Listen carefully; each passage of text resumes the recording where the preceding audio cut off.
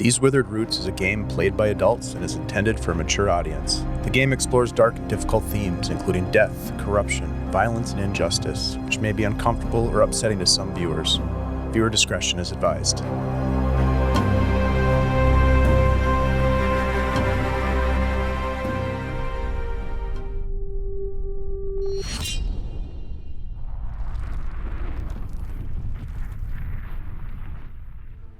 In the dead of night, a vile darkness came to the monarch of Har. A Shadowdark moved within the palace walls, and with it agents of an unseen foe. The palace under siege, and our heroes thus engaged. A battle was waged, and blood was spilt. From the blackness sprang warriors of living shadow, and an unnatural darkness not born of this world. Against them stood Shevrin, Ziva, Florence, and Huon, as even Har's royal guardsmen fell to the blade of evil malice. Lord Wilfred, torn from his slumber by the sharp sting of a dark blade and the carnal agony of severed flesh. It was a masterful stroke, clean, merciless. The king's head severed and borne away through a yawning portal of shadow, vanishing with the assassin into depths unknown. Left behind was a headless corpse, a leaderless nation, and our four heroes. And by the stoic grace of Morvenir, Ziva rushed to the fallen king and began a prayer to aid his essence with safe passage to Morthalis, the realm of the dead. Yet her prayers found no answer. To Ziva's dismay, the monarch's essence remained unaccounted for, and the rite of passage could not be completed. Then the impossible. From its prone position, the body of the headless king erupted in violent spasm, lurching, convulsion, struggling to stand, and stumbling about the chamber before collapsing into a nearby chair. Shevrin and Huon quickly restrained the body, decapitated and caught between the living and the dead. Ziva was dispatched to fetch the Veil Warden, while the royal guards secured the chamber. The monarch's council was summoned, and shortly thereafter, General Osmond Trask arrived with the High Warden of the Verdant Path, the High Priestess of Callistriel, Lady Isabel Raytheon. Upon their arrival, the Veil Warden prayed over the monarch's desecrated form and confirmed the truth. Lord Wilfred's essence had been denied its lawful passage. And thus was set in motion the monarch's final quest. Before dawn broke over the city of Har, the party rode north, heading towards the mines of Glavoon and the small town of Brunmiil to determine the nature of this Shadowdark, how to destroy it. And perhaps in doing so, shepherd Lord Wilfred's trapped essence to its rightful end. Along that grim road rose the ruins of Carrion Keep. North from Har, the party approached the ruins. Shevrin recounted his impossible memory of a fortress as it stood before its destruction during a time well before his own. And Ziva recalled the truth of it, a battlefield of a great war, where a powerful arcane weapon was unleashed in the death of Har's previous monarch, Lord Roland, perhaps in an effort to thwart the theft of powerful technologies that might change the outcome of the war itself. But what came to pass was something far worse, the destruction of the royal houses, the abandonment by the gods, the unraveling of Nyssathra's social and spiritual fabric, and revelation that the prosperity promised by generations past had been squandered by powerful men with arrogance and greed as their guide. And so now we find our heroes riding through the gates of Carrion Keep. Beyond the leaning gatehouse, the ruins open into a wide courtyard of cracked stone and rubble. Across the yard, you see a thin smoke of a small fire curling towards the open sky. The smell of meat wafts from a makeshift spit. A lone figure squats beside it, a man, old and wiry, his frame hunched beneath tattered robes. My friends, you have passed through the threshold of Carrion Keep. As you see this man squatting near this fire, your horses come to a halt. What would you like to do? Have we been noticed? He has not responded to your presence. I'll nudge my horse forward a little bit more. How does he look? Does he look wealthy? Poor? Oh, he looks poor. He's old, he's hunched, he's wiry. You can see his frame, like his bones of his skeleton kind of jutting almost like sharply through the tattered robes that he wears.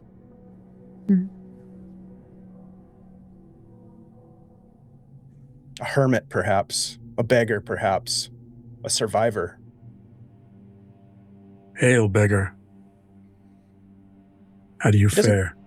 He does not startle when you call to him, but he stands. And he turns slowly, bit of a hunch to his posture. He looks up slowly as you approach, nudging your horse closer. Chevron taking the lead, as it were. What are Ziva and Huon doing? And Florence, are you staying back? Or are you advancing alongside your knight? Florence is advancing behind Chevron, letting him take the lead, but she's walking towards the man. Oh, you dismounted from your horse? Okay, gotcha. What about Ziva? Ziva would have her horse sort of follow, maybe a couple steps behind, but she'll stay on her horse instead of dismounting. Okay. And Huon? Huon will dismount as well. He doesn't feel comfortable probably on the back of a horse. And he feels a bit of an obligation to watch Florence's back. He's looking around, but also at the same time looking to see what Chevron does with this poor wretch. Okay. See how he handles himself. As you approach Chevron and call to him, he stands, as I mentioned. He turns and looks at you. You see these dark red bags that sag beneath his eyes. His hair kind of falling in uneven clumps. It's apparent that he hasn't washed. He hasn't necessarily cared for himself or been cared for. He has an alertness to him, though, and he offers you just this kind of thin, crooked smile. I wasn't expecting company. Well, don't consider us company, per se, but what direction do you come from? What news could you possibly bring to us this day? What news do you seek? How fares the land beyond these walls and the border of Har? The weak suffer, while the rich profit. The same story it's been for a long time, my life. You can smell this sort of heavy, roasting meat on the spit. You're right. What is it? Is it a big rat? Give me an intelligence check. This will be a normal check for you. So 12 is going to be your target. Oh, wow. Starting the game with a nat 20, baby. Hey, that's the way to do it. I know my street need You on. Nicely done. It does not look like rat. It doesn't. It's hard to make out from the distance that you're at. You could certainly approach if you wanted to. It smells greasy. It doesn't. There's no like carcass on it. It's a chunk of meat on a spit. So he's definitely, whatever it is, he's skinned it, he's cleaned it. But I smell boar, beef, that sort of stuff. It's none of those things I'm taking. Oof, a natural 20? Yeah. Yeah, it doesn't smell like any of those. Is it people? Long pig. Okay, just because you rolled a nat 20, I'm going to go ahead and give this to you because that's pretty... I would like to know, first of all, yes, it is. Secondly, how would Huon know this? That's the real question. How would he know this because in my line of work, sometimes you need to get rid of a body. And he's burned more than his fair share of people after. Okay. But has he eaten them? He's had no occasion to eat them. No. Okay. All right. But he's probably smelled the burning flesh. Okay. That's what you roll. Yeah, that's what you pick up right now. Okay. What's that, Ty? What'd you say? That is most fortuitous roll, as it turns out. Right, for real. Yeah. Huon will really puts the poor old solo guy in a new light, knowing that he is currently cooking human. Yes. I mean, sometimes you got, not that we know this yet, but right. Huon gives him a measured look and raises an eyebrow at him and sort of tries to take him in, see if he's more than what he looks. Okay.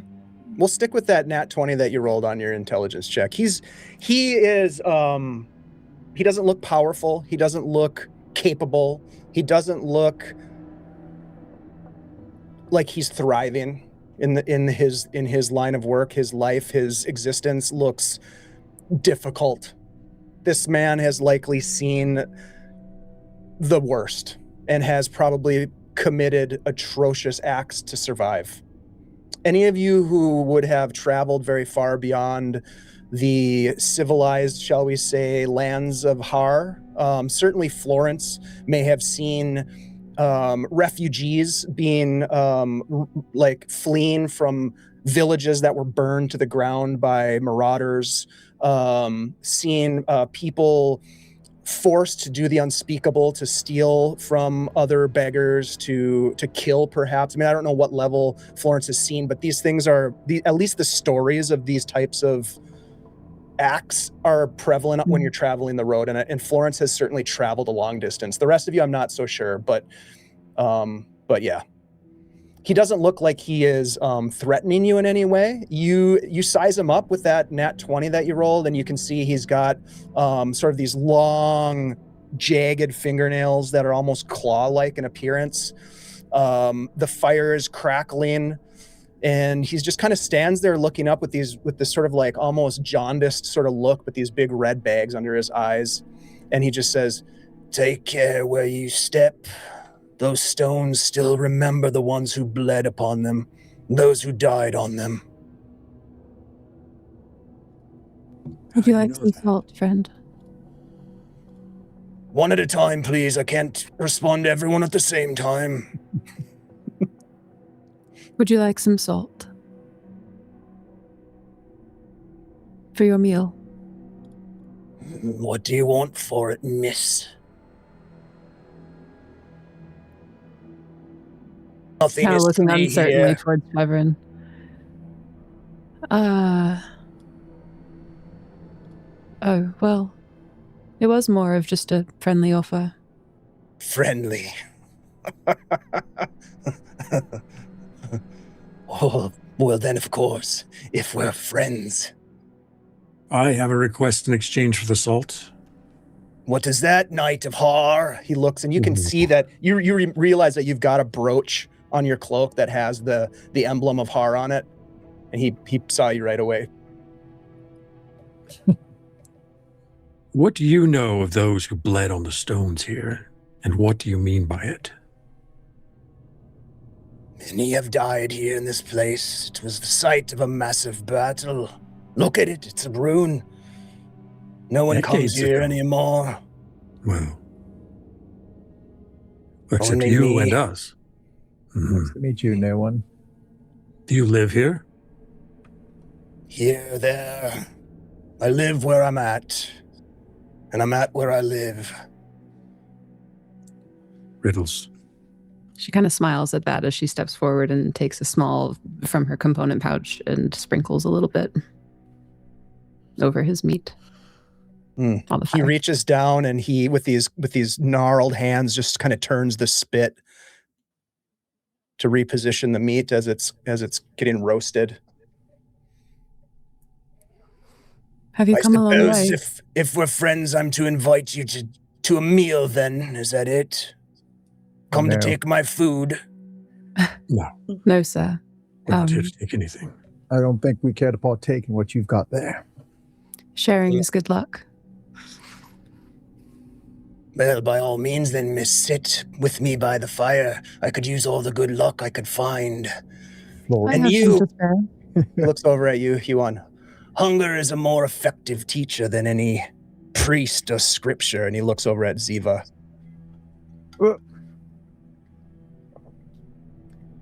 I look at him, and I look and see if Florence is going to partake in his meal. She does not reach to partake, but she does sit with the man. We really should be carrying on. That we have to get to Brunmiil. Brunmiil. Yes? On business of the monarch, I suppose. That old crow. Isn't he dead yet? No. No, definitely not. He's doing great. He sits in his throne while the rest suffer. He's doing great, they say. Let me fix you a plate. He reaches out with a small knife and just cuts off a piece of meat, drops it down on a little tin plate that he has, slides it towards you, Florence. She'll take the plate and hold it. I will try to get Florence's attention, and I'll look at the guy and I'll say, "Friend of yours?" What? Friends are hard to come by on the road, sir.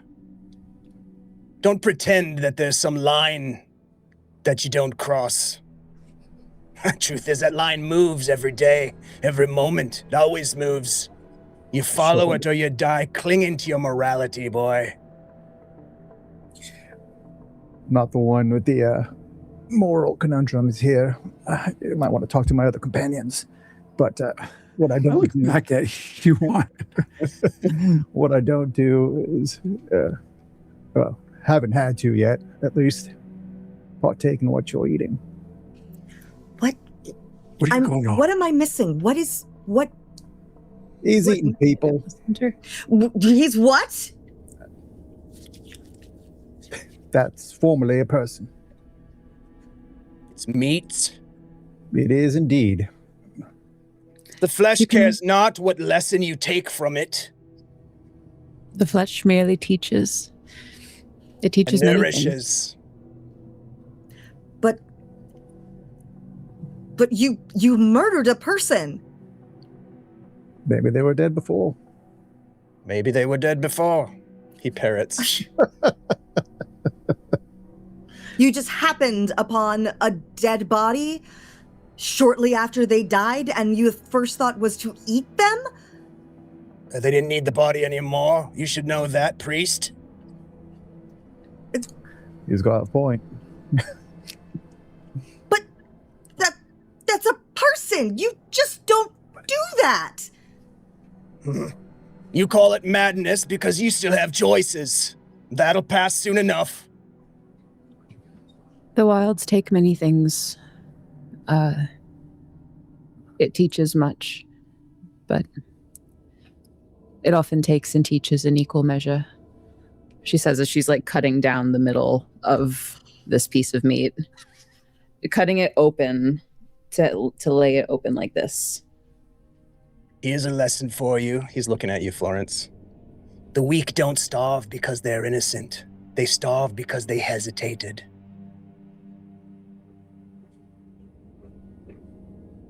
I see you. We've learned many of the same lessons. Where are you from, friend? I'm from here. As I said, I'm from here, I'm from there, I've been wandering. Yes. Walking. Oh. Look down, he has no boots on. His feet are calloused and cracked. The question is, what are you here for? We're here for answers. With a knight and a priest? What kind of answers are you looking for?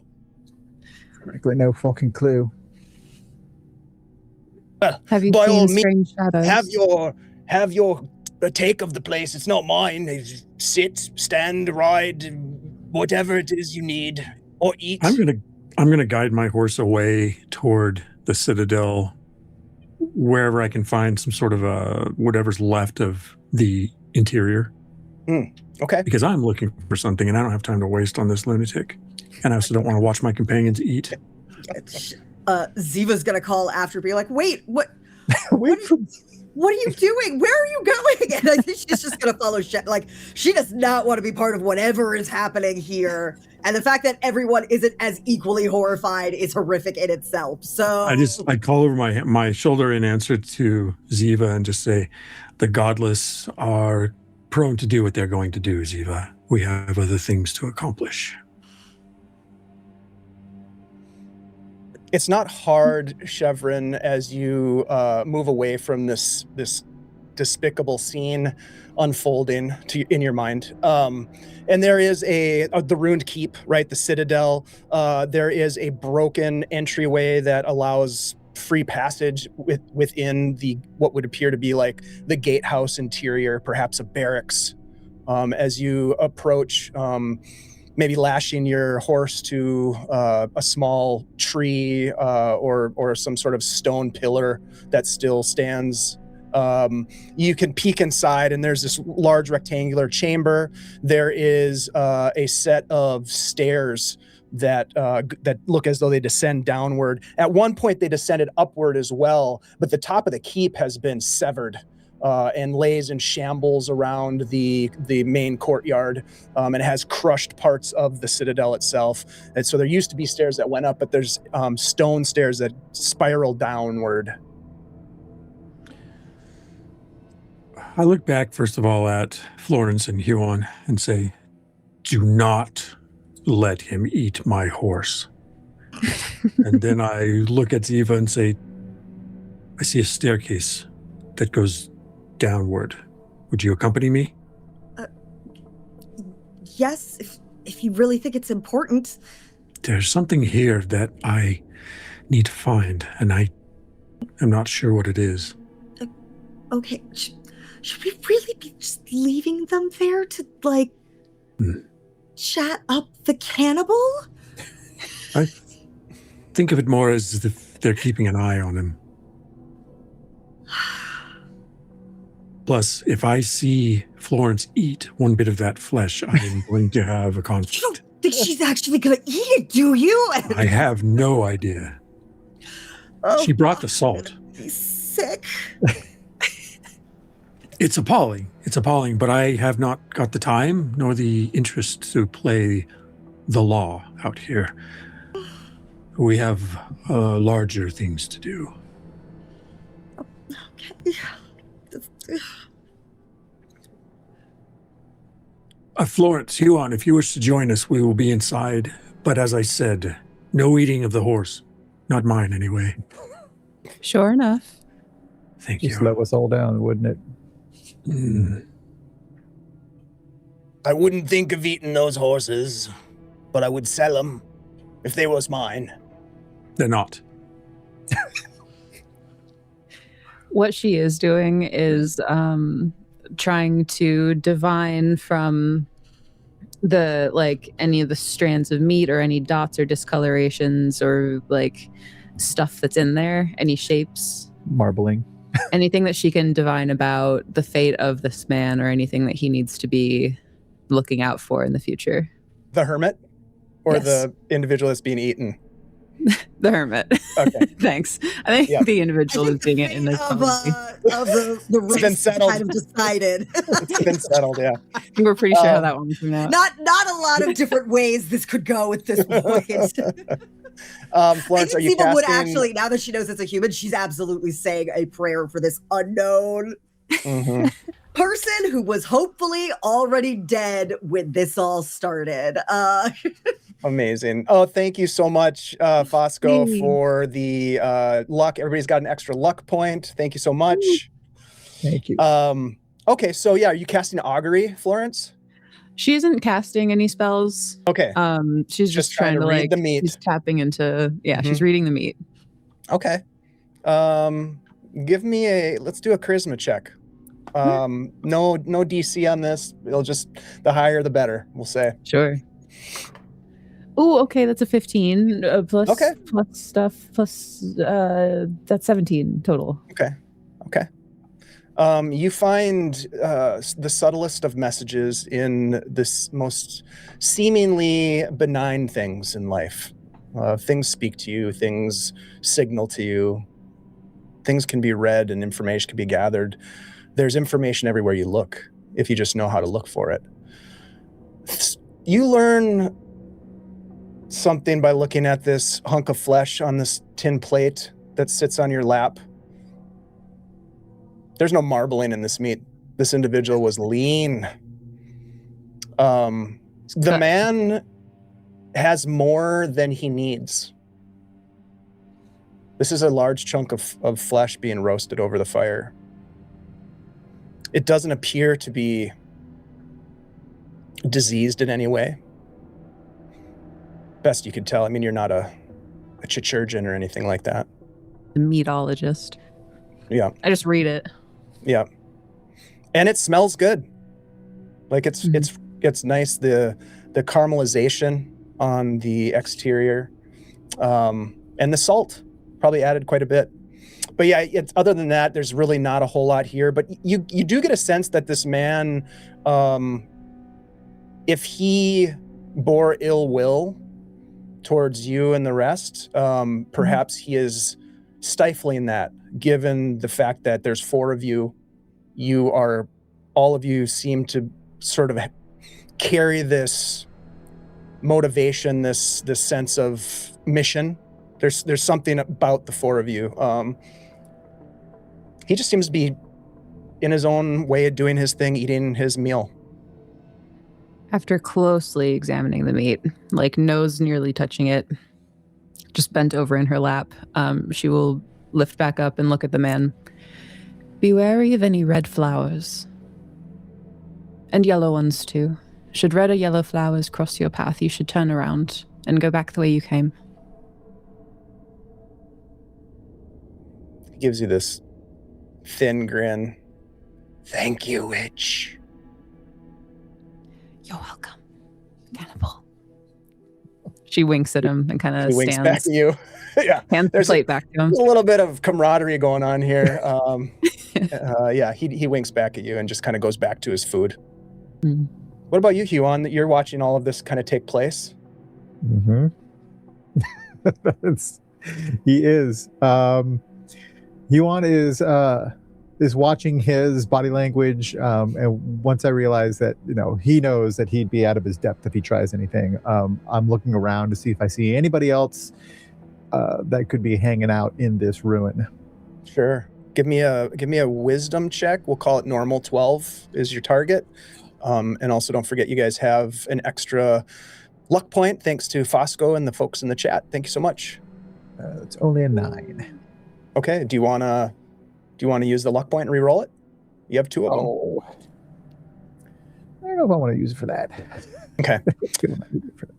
No worries. Yeah, but I will continue and just sort of if he makes eye contact with me or just sort of in passing, Huon will say, can't fault your logic. Mm-hmm. He just kind of nods. I will say this: you don't get the sense that you've been around a lot of desperate people, and desperation has different levels. And at this point, he seems very satiated with what he's got in front of him. You don't get the sense that he's immediately an immediate danger to you or to your party or the horses. Horses can take care of themselves. As Florence walks up to Huon, she'll kind of say to him under her breath, "Don't worry, that salt was laced with feverfew. If he turns on us, it'll give him a wicked migraine." Good to know. Good to know. Amazing. Should we catch up with the others? Probably should. And Okay. I motion for her to lead the way. All right, so you quickly kind of catch up to Chevron and Ziva, who are standing at the top of this stone staircase that spirals down into darkness. What's up, Tim? Welcome in, Stronghold D&D. It is dark. There is no ambient light from the kind of gray sky above. This is only a couple hours into the morning, so this man was having like his breakfast sausage kind of vibes, but there's not enough ambient light coming into this crumbled keep to illuminate the depths of this dark stairway. So you would need some sort of illumination if you plan to descend. What are you two doing here? What about the horses? If he takes them and sells them, we're going to have to go back to the castle. He has more than he needs. He won't take them. He's not going to get far if he tries to go anywhere. It depends on how long we spend here. Let's not spend too long then. Well, would someone like to carry a torch, or should I carry the torch and the weapon that's going to save your lives? I can handle the torch, and Ziva will pull one out of her pack. Thank you. I'm much too full. Oh God! And she's I'm just kidding. gonna light it. And just, Gross. uh-huh. I will carry my shield and my Morning Star and lead the way down the stairs. And I'm grumbling if my horse is gone when I get back up there. Someone else is going to pay for it. Fair. I think everybody will be paying for it in the end. Okay, so you head down the stairs with Ziva following behind you with the illumination of the torch, giving off a sort of a brilliant light. The light sort of illuminating these dark scraped walls that in this circular staircase, bouncing off of the walls and sort of shining down into the depths. You can, as you are walking down, Huon, something that you notice, other than the scuff marks of the boots of your companions in front of you on this dusty stone staircase, there's really no other tracks of any kind. It doesn't look like anybody's been here for a long time.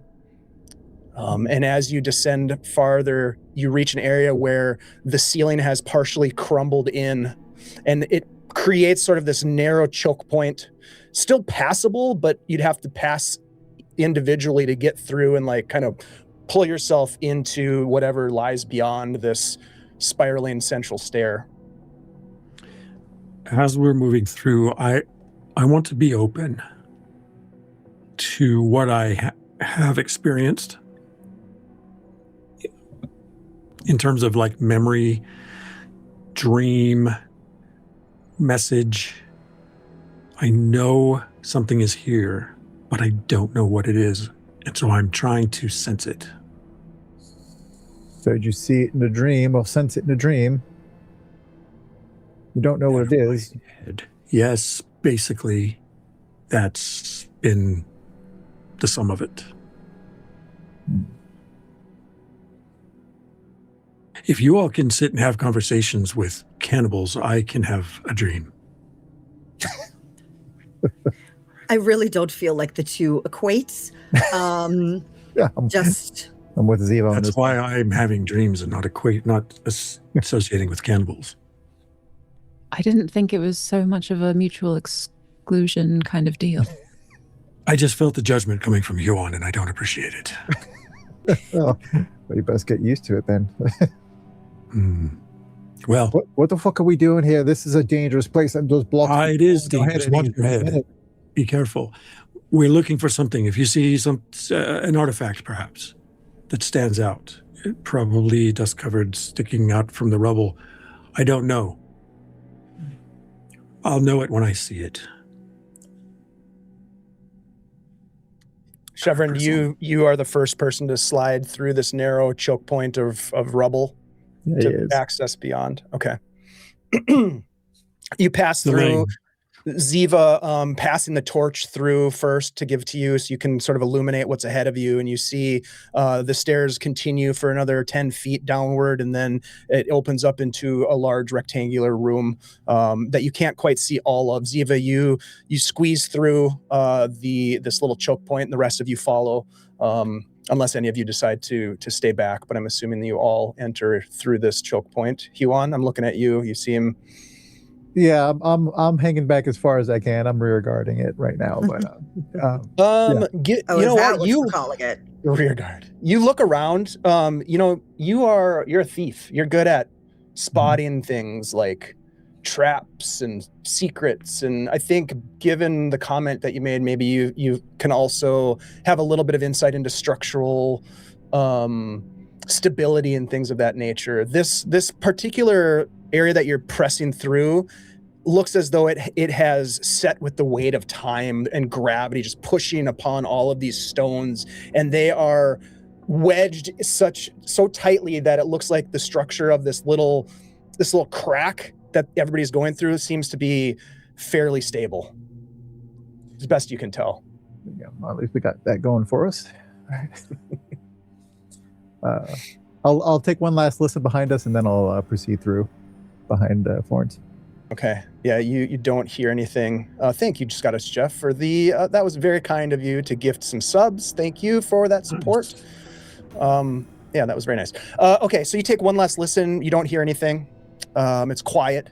You enter into this space, and now Chevron maybe handing the torch back to Ziva as you continue down the stairway. You enter into this rectangular building, a low ceiling, some sort of maybe rally point, or maybe it was storage at one point for the keep. Maybe it was an area where plans had been forged. There's no ornamentation in this room, no banners, no inscriptions on anything. The air is kind of still. The temperature is slightly cooler down here than it was up on the main level of this place.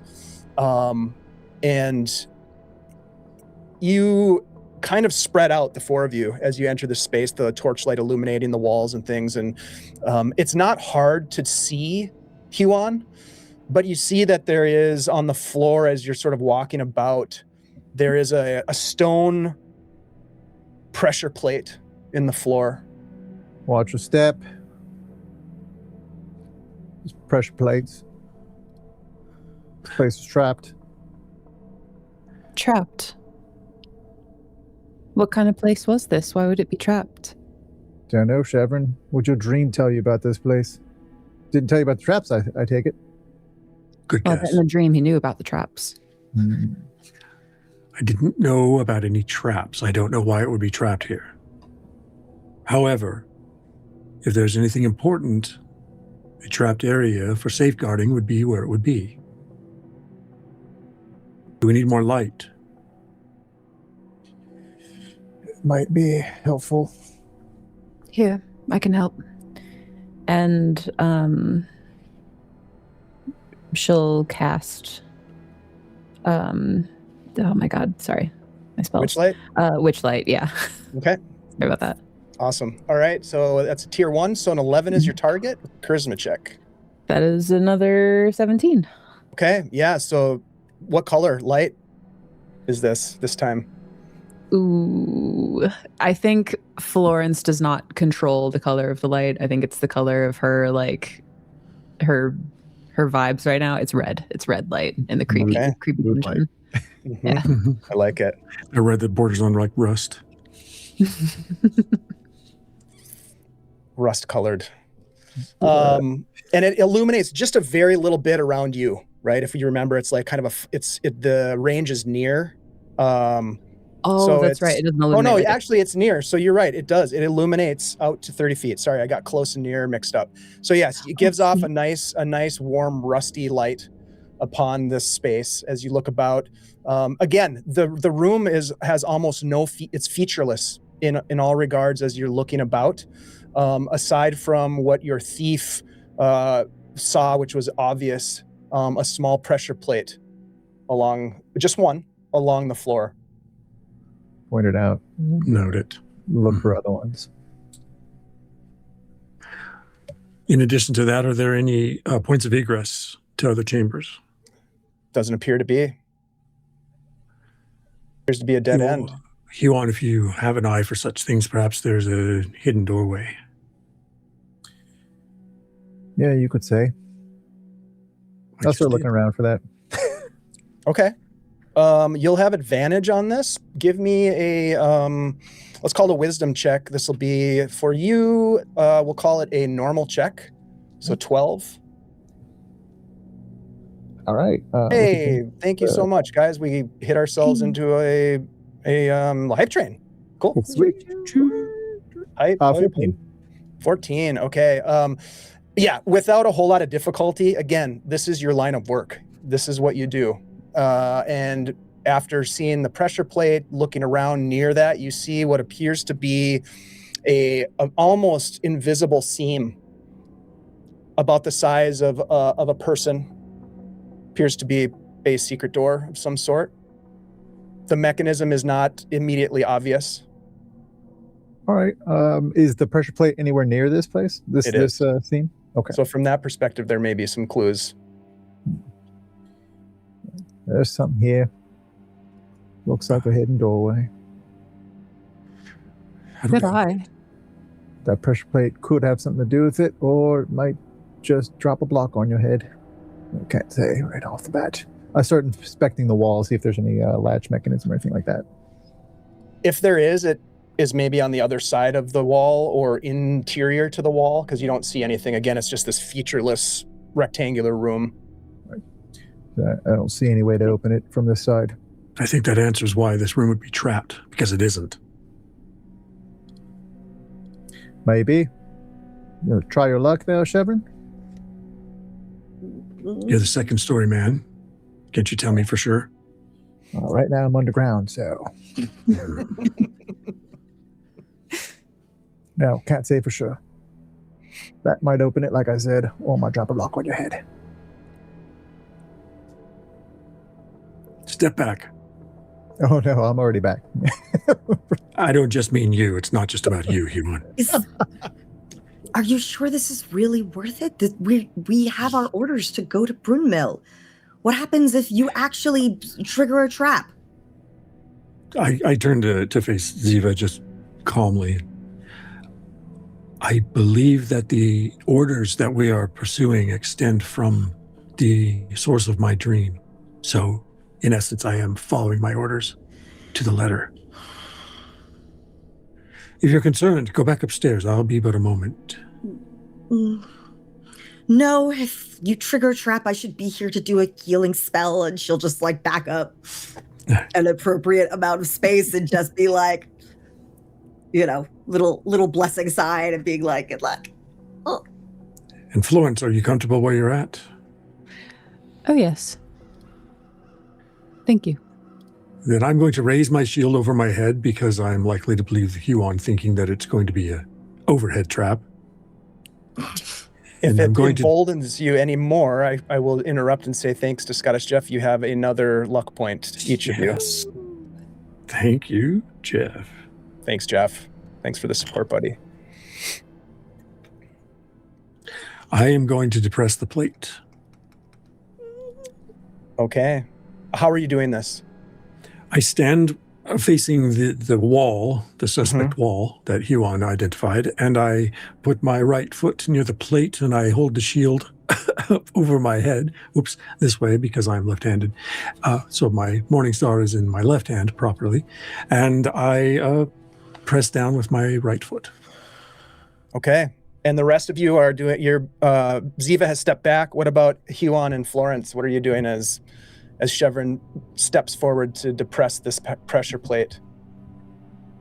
Oh, Huon is well back as well. Okay.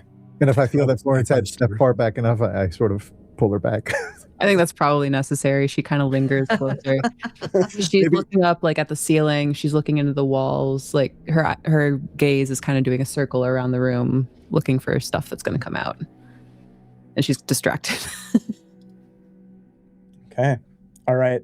You get pulled back gently by your companion, Huon, as Chevron presses his foot down and you hear and then you hear a click. You feel the click, Chevron, with your foot as it depresses just like a quarter of an inch, maybe. And then you hear this as the door where Huon had indicated sort of pulls back from the wall out of the room and then slides out of the way and reveals a chamber beyond, shrouded in darkness. Lucky bastard. Ziva, light, please. Oh, sure. And she'll come back forward with the torch. And then I turn to Florence, see, it's not trapped. You did say so. Unless the trap is in the next room. With the illumination the horse is of good to I go With on. the illumination of the torchlight, you see there, as you shine light inside, you can see that there is this large, unexpectedly large and almost perfectly circular room. You're standing sort of at the threshold, sort of peering inside. Do you continue into the room, Chevron? Huon, what do you make of this? I think somebody should stay out here where the pressure plate is. But what do you make of this room? Looks like a fucking death trap to me. But what do I know? I looked I'm a at that. fucking story man. I don't do basements. How tall are you? How tall are you, Huon? He wants like 5'7", Okay, 5'6", maybe. I'm Very taller. slight man. I turn and I look down towards you and I say, why would they make a death chamber inside a keep, a royal keep? Why the fuck not? Because they would kill themselves all the time if you work now. Not if they didn't pass the fucking bloody step, would they? There's nowhere else to go in this pressure place. plate. Oh, come on. Look, if we're going to figure out what's in the room, we should just do it already. While they're talking, tea light, glowing red, has hopped inside of the chamber to illuminate it. Just big bounds into the room. The room lights up. You can see with that added illumination now coming from inside the room, T-Light just kind of like stand in there, maybe about 15 feet into the room. You can see the walls, the ceiling are smooth and pale stone, but around the walls, there are a couple of things that capture your attention. First of all, statues that are embedded into the walls. There are 7 very regal looking statues that form the perimeter of this circular room. And in some places in between them, there are large rocks with markings on them that sort of protrude from these otherwise smooth walls. Large, like boulder sized almost, as if perhaps they were there long before the stones of this the walls were laid in this place beneath Carrion Keep. And it's all cast in a very ominous rust-colored light. Is there a sconce for the torch? There is no sconce. I will look at the threshold and see if I can identify anything that I'm now beginning to recognize as pressure plate or trip line or anything trappy, because as much as I don't believe that this place is trapped, it's in my head. Sure. You look down. Give me a wisdom check. This is going to be hard for you. So 15 is your target. I'm wise. I'm not wise. Probably a 9. Okay, so I think what would be going through your head is that it could be trapped. There's probably traps. It's just kind of like replaying in your mind. I don't see a trap. It could be trapped. Maybe it's not trapped. Really hard to say whether or not it is. Yuan's work is done. He's in your head. Mine's just begun. I have no choice. I can't. This is an internal monologue, by the way, so stay out of my head, Yuan. I can't show doubt at this point. I have to step inside. I look at my companions, Ziva and Florence. I know Huon's at the back somewhere in the shadows, and I will step inside the regal chamber. I closely follow. Okay. Ziva? I am also following. And Huon? Can I see the inside the room from the pressure plate? It's kind of off to the side, so you don't have a direct line of sight. You can see kind of at a sort of a tangential direction into the room, but you can't see like the interior of the room. All right. Well, as long as the door remains open, I'm going to stay where the pressure point is because I don't want them to be trapped in there. Okay. All right. So as you guys walk inside with Huon staying back, the torchlight now helping to illuminate the space. Not only do you see these regal statues that are spaced about the room, but you also see that there is a stone dais at the center of this circular room. And upon the stone dais, there is what appears to be a large stone sarcophagus. I actually have a map for this that I will bring up on the VTT. Sweet. You know what? Actually, since I'm already outside, and I don't need to be stepping on the pressure plate, I don't think. So I'm just gonna position myself so I can get a good view inside from the doorway. And if I need to, I'll go back and step on the pressure plate. But I'll stay on the outside for now. Okay, so you're going to. Sorry, I was making the map come up. Are you staying outside of the entrance to the room, but Outside where you the can entrance. see things? Correct. Got it. Okay, so I'm going to put you kind of like right here at the door. Sweet. The rest of you have entered into this space. Ziva with the torch, Florence with the glowing tea light. You see this stone dais, as I mentioned, this stone sarcophagus set upon it. And then again, there are these 7 regal statues that look to be part of the smooth, pale stone walls. And then in some spots, there are these sort of large boulders that protrude into the room, and they appear to have markings on them. The other thing that you now see is that there is a stone slab, a flat slab over here with what appears to be some sort of ritualistic offering. From the distance, you could probably easily see that they are old unlit candles, and there is a silver tray that sort of glints with the firelight from the torch, and there is something upon the tray as well, and that's basically what you guys see at this point. Gonna look at Ziva really quick and maybe meet her eyes, and then rush over towards the ritual stuff. Okay. Careful. As you move forward, I'll move your token. You start to make your way across, and you get right about here, passing Chevron, and that's when you hear this sound, and from the darkness, from the floor, you watch as these 7 statues rise up from the floor itself, as if being lifted by some unseen force through unseen folds in the stone floor. Dust kind of gets kicked up as if these things have been hidden beneath the floor for a long time. There are 7 statues that now face this inner sanctum. And Huon, I would like you to give me a dexterity check, please. Let's go ahead, and we're going to make this a hard check. So 15 is your target. Do you have anything that in your background or your character sheet that gives you any sort of advantage? You also have a plethora of luck tokens. Yes. Let's see what we got.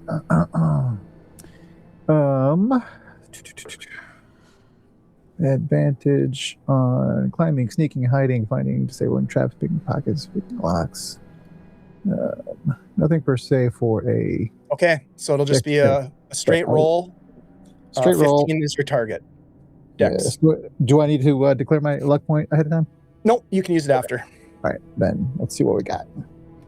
All right, 19 on the die, so 20. Oh, nice.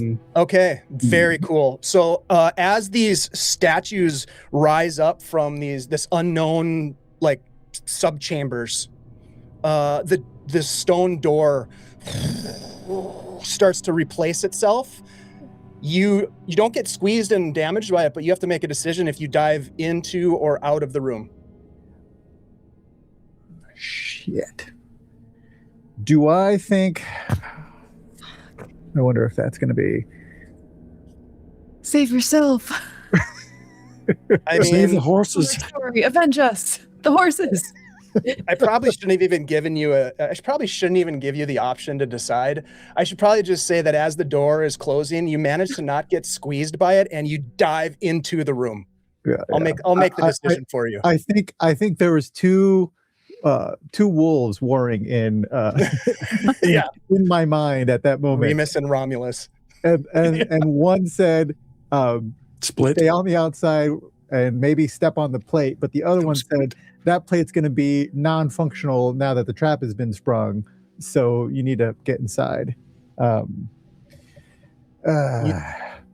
yeah, you dive in, and this thing just sort of echoes in this circular chamber as the 4 of you now stand in there with the dust sort of like better not be "I told you so," Chevron. Who says this is a trap? This looks like an audience chamber. Is it going to be? If we knew the mechanism and we knew what to expect, then we would have known this was going to happen, and we would know why exactly this chamber is here at the bottom of a very important keep that was important to the kingdom and to the military and to me. Did Aldrine tell you what these things are then? I'm looking. And that is my question, Dave. Do I recognize any of the features of these statues?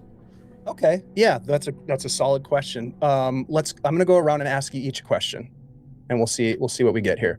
Florence, you were moving forward and almost like barely being physically interrupted by the statue that slides into place up from the floor in front of you, and sort of like you stop. Beyond it, you can see that almost like a stone altar over there. And do you stop? Do you keep moving? What are you going to do? I think she braces herself against the statue. Okay. It's like she's wearing wooden shoes. Like it's a little too, it catches sudden. her by surprise. Yeah. She wasn't expecting that. And as you sort of brace yourself, you look up and it is this stern looking man, very detailed carving, stone. You can feel the rock, like it feels like stone. It doesn't look familiar to you, but you kind of look back and look around, and the other statues all seem to look very similar. Chevron, your question is, do you recognize any of the features of what in particular? I think I'm going to disregard the statues that just rose because at a glance they seem the same, and I'm looking at the figures on the outer wall. Okay. Give me an intelligence check, please, and we'll call this a normal check. 12 is your target. I'm going to use a luck point because I also hate my dice. They hate me. I don't think that's enough. My intelligence is 9. 9. Okay. We'll say you kind of walked over this side and looked over here. You look at this form it's a statue kind of embedded into almost like a it's part of the wall, right? And it's almost like a what's the word I'm looking for? A facade, like a shrine almost looking thing. And it's this hooded figure sort of leaning forward out of the wall. And you can see that on its robes there are carved like rune stones and different symbols, but it doesn't immediately jump out at you as recognizable. But it does look important and different than the 7 statues at the center of the things that just rose up from the ground. Ziva, how about you? What are you doing? I'm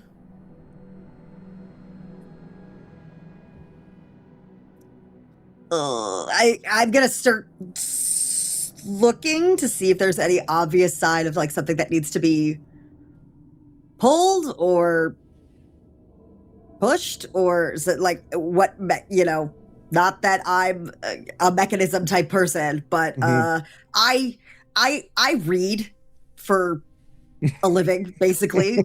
Maybe I will have a divine strike of like, oh wait, this reminds me of something I've already read. Okay, well, you did have quite a bit of information about Carrion Keep. This particular chamber was in nothing that you read about.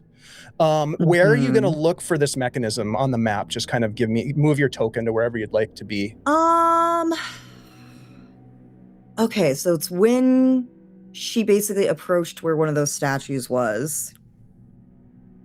I'm going to focus my attention on that central dais, since that's where all of these statues that just appeared are pointing. Yeah, they're all facing that central space. Absolutely. Okay, so you're going to kind of move forward. Do you step up onto it, or are you like... if I don't immediately see any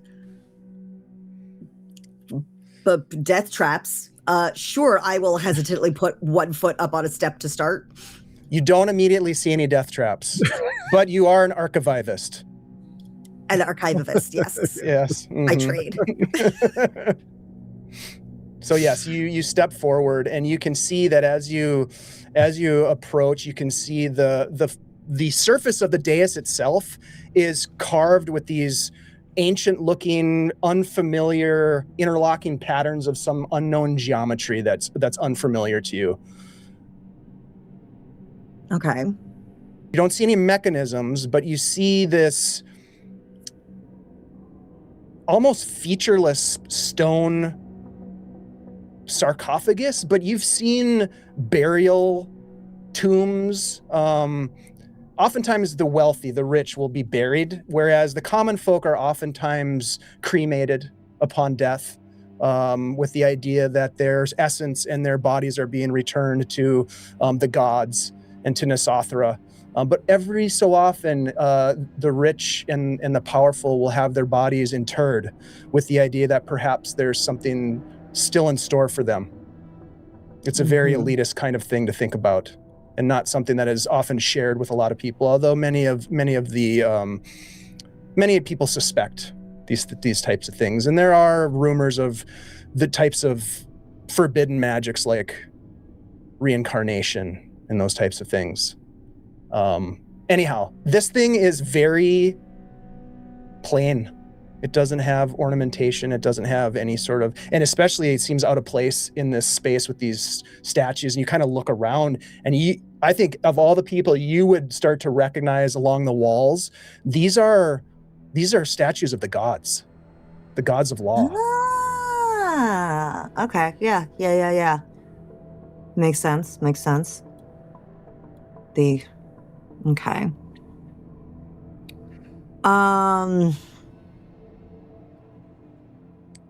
We'll hold that thought. Hold that thought for a minute. We'll quickly check in with Huon, and we'll see what Huon is doing while this is all taking place as people are starting to move around and explore the space. What is Huon doing? Huon's prowling like a cat suddenly caught in a cage, and is just sort of looking to see any other pressure plates, places, anything that either can A, be a trap, or B, a way out. Okay. You look about, and go ahead, and where would you like to look specifically? Are you looking at the door specifically, or you can go ahead and move your token to wherever you'd like to explore? Yeah. First I'll say to Ziva, watch your step. If you want to go up there, I'll inspect it for you. Oh, okay. Just hold on. And I will. All right. I will not step anywhere else. I'll look at the door area, and then I'm going to look basically around where my companions are, make sure they're not about to tread on something that's going to kill us all. Yeah, you do a quick scan. Again, this is something that you do. You don't see any immediate threats of traps anywhere, but you do feel like you are caught in a trap. Uh-huh. I don't like being in a room with no way out that I know of. I'll look on the dais itself and make sure that it's safe to step onto. It appears to be safe. It appears to be untrapped. It appears to be, and it also looks as though this place is well used. You can see that even this strange geometric design that's carved into the dais has large scratches across it. It looks weathered. There's cracks in the stone here. This place looks ancient, possibly older than the keep itself. Is it recently used? Or is there dust on the ground, or is that... There's dust everywhere and in the air as those statues sort of like were raised up on some mechanism out of the floor, just kind of kicked up dust everywhere. And now it's just starting to settle, but you can still see particles floating in the air. Can I see what set that off? What made the statue? You don't see anything obvious at this point that set that off. The only thing that you can think of is when Florence initially approached the dais, got closer to the dais, that perhaps it was a proximity thing. Okay. The statues themselves, you look at them and inspect them to see if there's traps and stuff, Huon. They are all very similar looking in their appearance, but you can see that at the base of the statues are engravings. And at the one that's nearest to where your token is, you can see that it says House Galorith at the base. Yeah, kill one of them. You look at another one that says House Arcane. There's one for all of the houses are represented in these 7 statues that face the inner dais. Behind them And stand those are the ones painting on the wall, or those are the statues that rose up out of the ground? the ones on the wall are the gods. The ones on that rose up out of the ground are the Noble represent the houses, the noble houses. Hmm. And then there's a strange box on the dais that also appears to be maybe not intentionally put there, because it's not at the center. It's the feng shui is a little wonky. Yeah. Oh. Does it look like that dais could rotate? Give me an intelligence check. We'll call this normal check 12. Nope, 10. Okay. Doesn't appear as though if it does, it hasn't rotated in a long time. Everything looks like it's been untouched and unmoving for decades, if not longer. Okay. So what Huon is doing is basically just going to look, tell me where you want to go, and I'll check it for you. Okay? Well, I'm going to go, I guess, look at that ritual table over there now. Ritual, not on the dais? No. Over there in the corner. Yes. I've changed my mind. Now that I know that the gods are involved, I'm like, okay, let's see if there's like a ritual thing that is supposed to be happening. All right. So the paranoia is overstated, Huon. This is simply a chamber of devotion. Famous last words. I will basically make sure that a path is safe for Ziva to walk to that table, make sure there's nothing in the way, and then once I see that it's safe enough, then I'll go.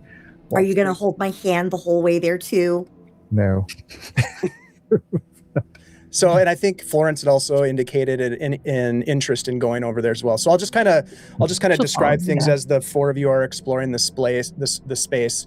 A couple of things as you're walking that way, you can see as you pass by the walls, as I mentioned, have these large stones that sort of protrude. And again, I kind of indicated that it almost looks like the walls were built around these large, for lack of a better term, rune stones. They have engravings on them that look extremely ancient, and even Ziva, who is an archivist and knowledgeable of the history of Har, at least, and certainly this place even a bit, we found out last time, this is an ancient, old script of some kind. But there's one thing that you do make out, Ziva, and that is the name Lethendriel. Ooh.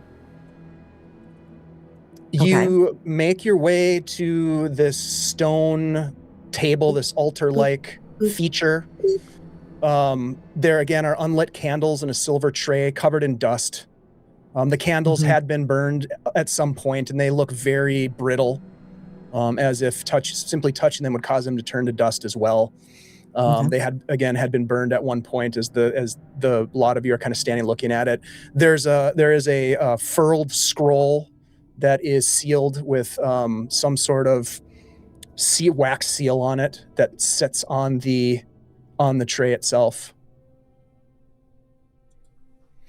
Do I recognize the seal, like one of the noble houses, or a seal of the gods, or like the seal of like the monarch and Nyssathra, or like something, a symbol that I would recognize as like a modern. Sure. Yes, you do. Especially given the, all of the statues and everything.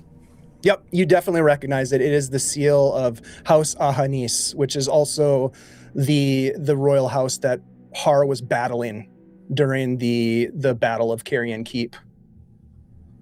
And were they the ones who were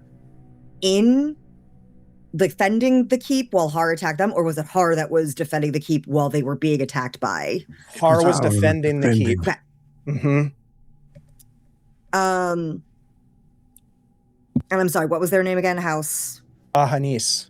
Hanis. Okay. This scroll, it looks like was from House Hanis, but why would a scroll with their seal be here in this chamber when this was House Har's fortress? That doesn't make any sense. I think everyone's looking up at the ceiling and say, ask Florence. It's probably some ritual. Yeah, maybe so they got all together and diddled kids or something. Huon. Or maybe anything else. It does look like some sort of ritual space, and I see that all the houses are represented here, yes? The 7 houses, the 7 gods. Who could they possibly have entombed here? I thought the houses were insular. Never knew much about it. I'm going to step up on the dais and look at this. Is it a sarcophagus? Give me an intelligence check, Huon, or excuse me, Chevron. We'll call this normal 12. New die, same result. Okay. It's unclear what this might be, but what does ring in your mind is the vision that you had, and a warrior who had raced up to you during this vision of this great battle that you were not even alive during this battle, but you somehow had this vivid memory, dream, vision, and there was a comment that you start to remember from this warrior, this woman that ran to you and said that, reported to you that it had been secured in the keep, sire. So I think this is the thing that was secured? That's what you're starting to think. And not only that, Ziva had also related to you about the group about, well, actually you guys were riding away when she was sort of like remembering all these things. Y'all shouldn't have ditched me. Yeah, that's right. That'll teach you. I would have learned you something, but instead, you guys had to go hang out with the cannibal. He was able to tell us that he'd been here and the keep was around. Valuable information. Real vital stuff. I think the thing that I'm seeking is here. Here in this stone enclosure. This place. Better be a way out in there too. It's a marriage of some sort. The gods, the law of men, and she places a hand out on the raw stone here, and the old ways. Do none of you recognize this language? Is it common or goblin? No. No. I don't think I do. This is much older than the languages that you've learned in your days.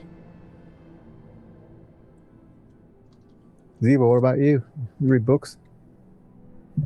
I mean, would I have come across it even if I don't actually read it?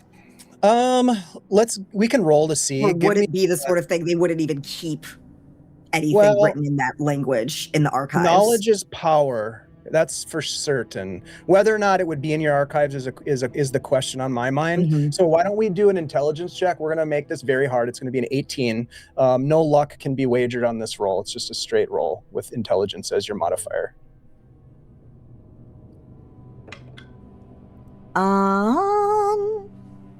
That's going to be a 9, so I don't think that cuts it. The only thing you recognize is the word Lethendriel, the name Lethendriel, which you have seen before. Yeah. And it is a name that, it is actually the name of this world before the time of the gods. Okay. That's about as much as you know. That sort of knowledge was not shared widely amongst the priests, perhaps maybe at the higher levels, but you did learn of it. Okay. Before Nyssathra was Nyssathra, it was Lethendriel. Okay. No, we don't keep things in the old languages. We don't speak about those times, but this name here, this is very old. This predates Nyssathra, I think. Doesn't get much older than that. Well, I doubt what's over here in this stone enclosure is that old. Huon, would you help me? I wish to open it. All right. I'll go up and check it for traps. Okay, give me an intelligence roll. Check for some traps. Give it with advantage because you're a thief. Indeed. Intelligence, Scoundrel. that's a 16. It would have been a normal roll for you, so that is successful. It does not appear to be trapped. It is the lid. There is a seam around this lid of this stone box, as it were, as it was described by Chevron, and it fits really, really tightly, almost to the point where you can't see the seam, but you see it. You pick it out. You maybe like run your finger along it to sort of brush some of the dust away from it, and you can see that it goes all the way around as you sort of do a perimeter check of this thing. It doesn't appear to be trapped. You're pretty confident that it's not trapped. Can I see any mechanism to open it, or is it a matter of just pushing it aside? It looks like maybe pushing it aside or leveraging something in the crack itself. All right. In the seam. Yeah. Well, I'll start doing that and tell Chevron. But before I do that, cover my nose and mouth. Don't know what's in there. Okay. Why don't the two of you are going to do this? Is anyone else helping with this check? I think Ziva is still messing with this scroll she found. Yeah, she would be trying to very delicately handle and maybe eat, like, I think if Florence comes over and is sort of there as she's like handling it, she would even like look up at Florence and then like tentatively reach down to try to break this wax seal to see what this scroll is about. Okay.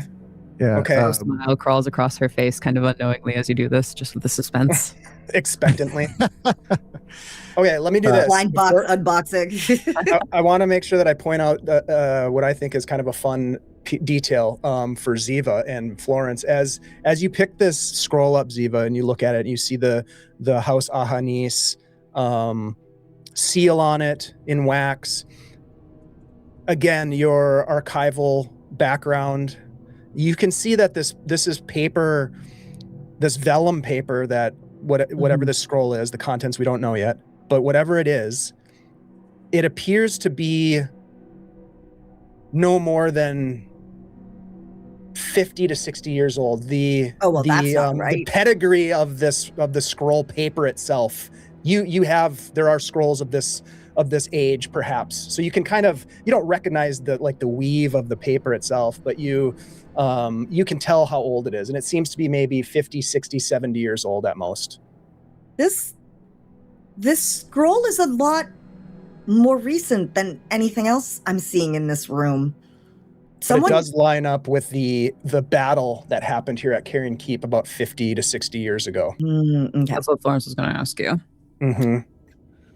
Does it predate the battle? Does this sarcophagus look old as the rest of the room, or does it look about 50? No, 60? As I mentioned, it looks kind of out of place. Yeah, like it looks like it's a different. It's got a different aesthetic to it. It's very almost like. Whereas some of the things in this room, most of the things in this room look very ancient, old. Yeah. The sculptures on the walls look very intricate and delicate. You can see at the north end of this room, there is a statue which you might know is a statue of Etherian, the illuminated one.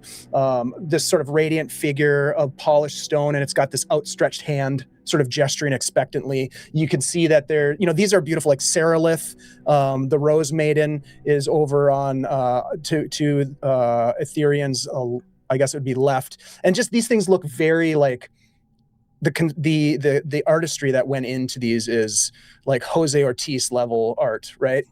And then you look at these ancient rune stones that look even older, right? They're older. There's a language on them, engravings that are unfamiliar to you. And then there's this weird box in the middle that almost looks kind of plain, maybe kind of industrial, for lack of a better term. It's a newer edition, I'd wager. And you also, when you were inspecting, I would also say that you probably noticed that there are like these scrape marks on the stone dais, which appears as though perhaps this was quickly placed or hastily placed on the dais. Huh. If I'm right about this, Huon, this was placed, or whatever's in here was brought at the end of the war. Yeah. Let's open it. All right. Huon's not a strong guy at all. He's all about leverage. So he will start trying to find something to wedge and leverage. Do you have his way. anything in your inventory, like a crowbar or anything of that nature? No crowbars in my inventory. Does anybody have a crowbar in their inventory? I have a grappling hook, though. That might be able to be wedged. Okay. Somehow. Okay. Yeah, sure. I feel like you could probably find a way to utilize that somehow. And then Chevron, how about you? How are you going to be attempting? Is this just sheer strength kind of thing? Yep. And I'm going to just grit it. Okay. What I would like you guys to do is decide who's going to be the lead on this group check. It sounds like Chevron is going to be the lead. I think so. So Chevron, we're gonna come to you in a second. What I would like is Huon to make. This way we're going to do group checks, is that there's going to be a lead person. So Chevron's going to take the lead and is going to make the ultimate roll, but Huon is going to make a roll, and the results of yours, successful or fail, are going to give a bonus to Chevron's roll. So Huon, you're going to use your mechanical know-how, some of your ingenuity with this grappling hook spike to sort of wedge it in there. Yep. What kind of a role do you want this to be? Like what attribute do you think this is for you? I feel like this would be akin to a disabled trap sort of role. Sort of like I said, he's not a strength guy, he's a dexterity guy.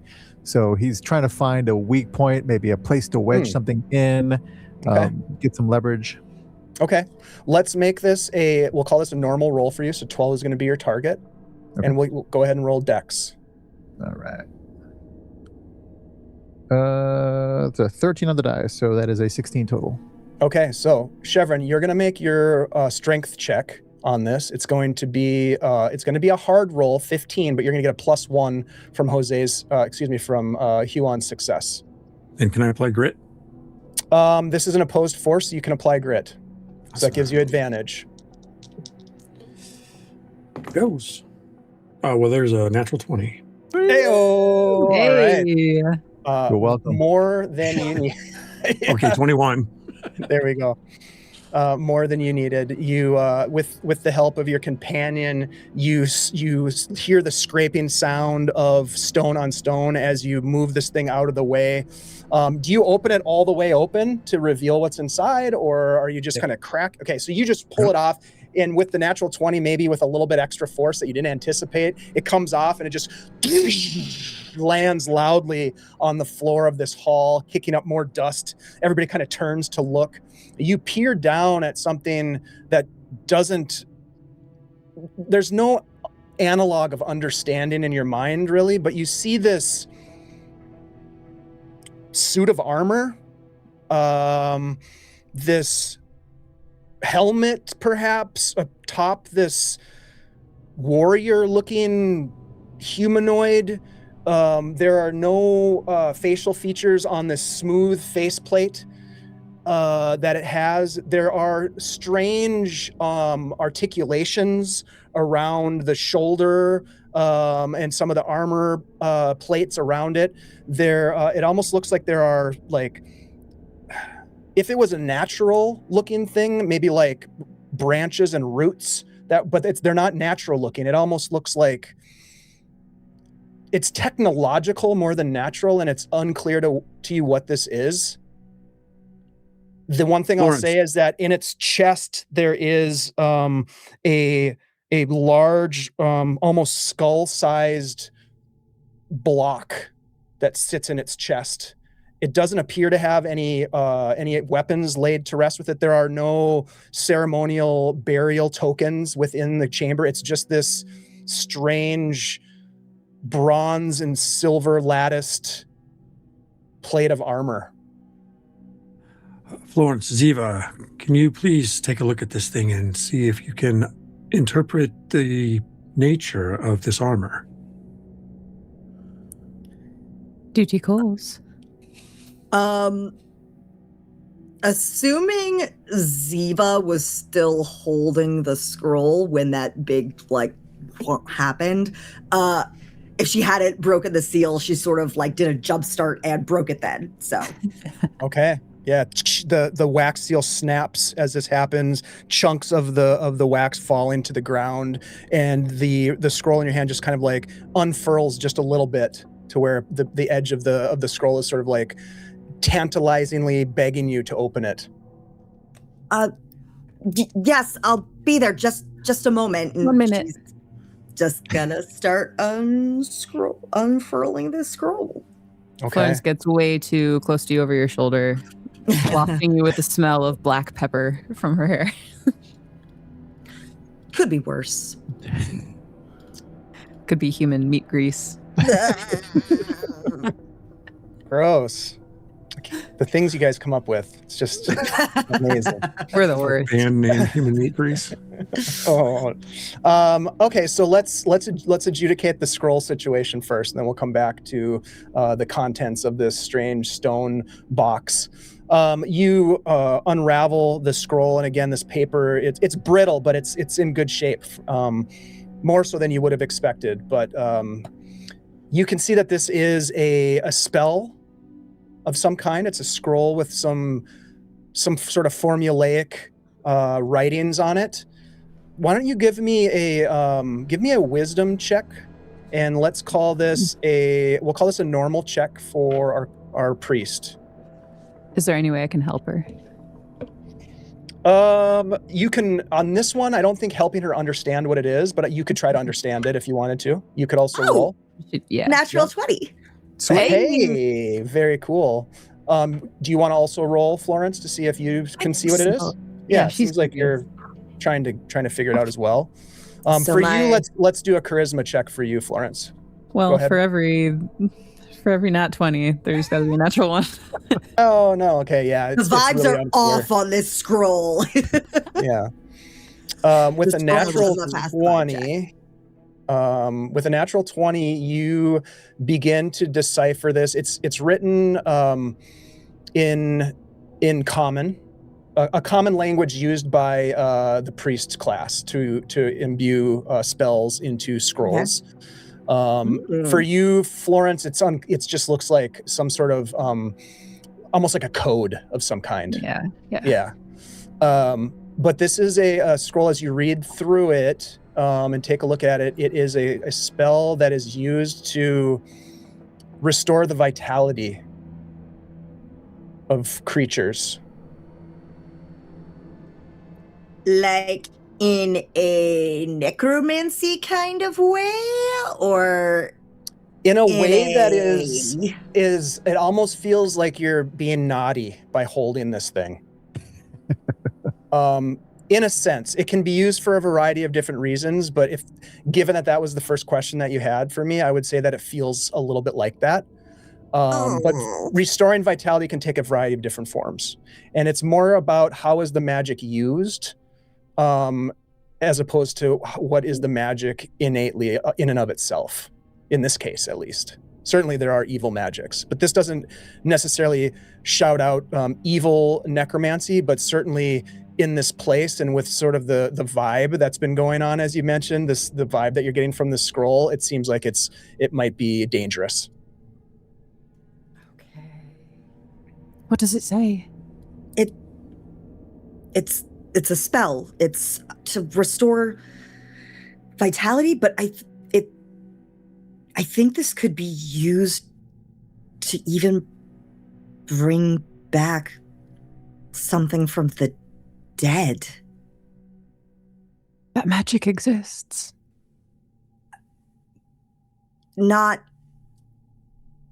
in a way where you would recognize what comes back, but yes, I have seen what happens when someone tries to do that to a person who has already passed, and we don't want to be trying to mess with any of that if that's what this is. What would House Ahanis have wanted with this? maybe it wouldn't be quite so bad if it wasn't someone who was already passed. Maybe it could be used on someone who's still living, but Restore vitality could mean a lot of things. But I don't know why they would have left it in here in a tomb. If it is contraband, maybe it was to hide it. But this wasn't even their fortress. This was House Har. Why would they have a sealed scroll? It still doesn't make any sense. We should take it with us. I'm gonna go look at what they found in the sarcophagus, and maybe it will make more sense then. I want to get to look at the rune on the floor. Yeah, let's go. I think Chevron's leaning on the box. Just wait. And likewise, Huon is also looking at the ladies conversing over there and going, do we... I look at this and sort of offhandedly say, is this a suit of armor, or is this one of those clockwork construct type things? Wasn't one of the houses known for that sort of rubbish?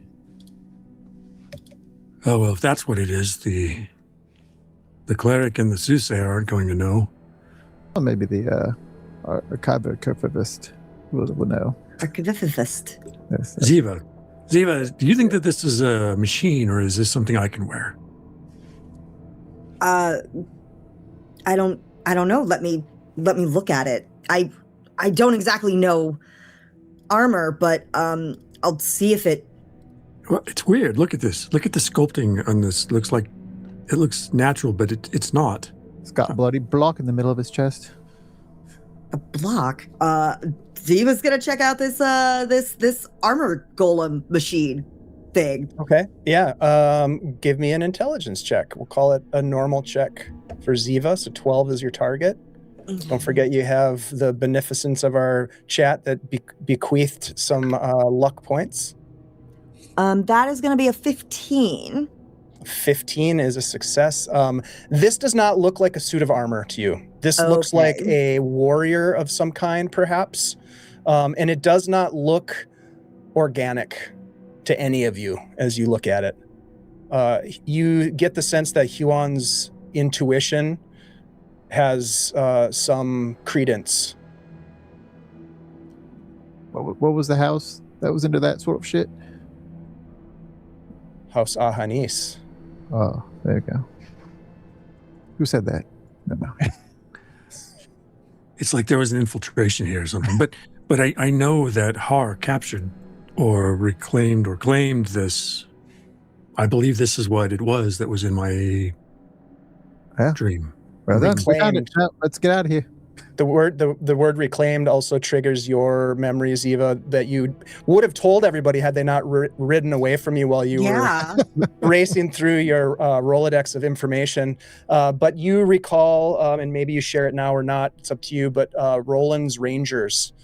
There was a sort of a commando unit from the House Har that was specifically mobilized during the Great War to steal secrets and technology from their opposing royal houses.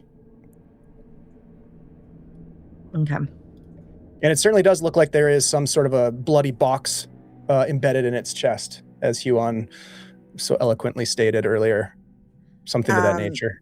Bloody box. So she'll share that information, and suddenly it occurs to Ziva that perhaps this scroll of vitality is to activate this armor. Do you also say that? Say that? Yes. Don't fucking do that. That's a bad idea. I think this was... Could be a good idea. Why would we possibly want to do that? Because if it is a machine, then we can use it as any other machine. But we don't know how to control it. It's because it's inert. Look at the thing. It sits there. There's a reason most of the houses have fallen. It's ideas like that. That's how we got here. No. Look, But what would summoning it do? There's nothing here for it to fight but us. well, we can't carry it, though. Perhaps it can walk until we need it to do something else. Why would we carry it? Because Why it's... can't we just leave it here? Leave it here. No. I think it has to come. It has to come with us. I wasn't going to do that. And how is it going to come anywhere since we're stuck in this fucking room? So, first of all, one problem at a time, Huon. You have a habit of moving too far ahead. Huon walks away and starts looking at the walls on the other side of the room for an exit. Second of all, it will walk if it's able, and then we don't have to carry it. It might walk all over I us. thought you walked away. I'm yelling from across the room. I know, I can hear you. Huon, I will say this: while this argument and discussion is taking place, you start to look about the statues along the wall on the opposite side, as you mentioned, and you find yourself standing in front of the statue of Aetherion, the illuminated one. And again, it's the only one that has like a gesture into the room. The others are sort of like looking or gazing upon, but it has an outstretched. Its left arm is outstretched and its palm open, kind of expectantly.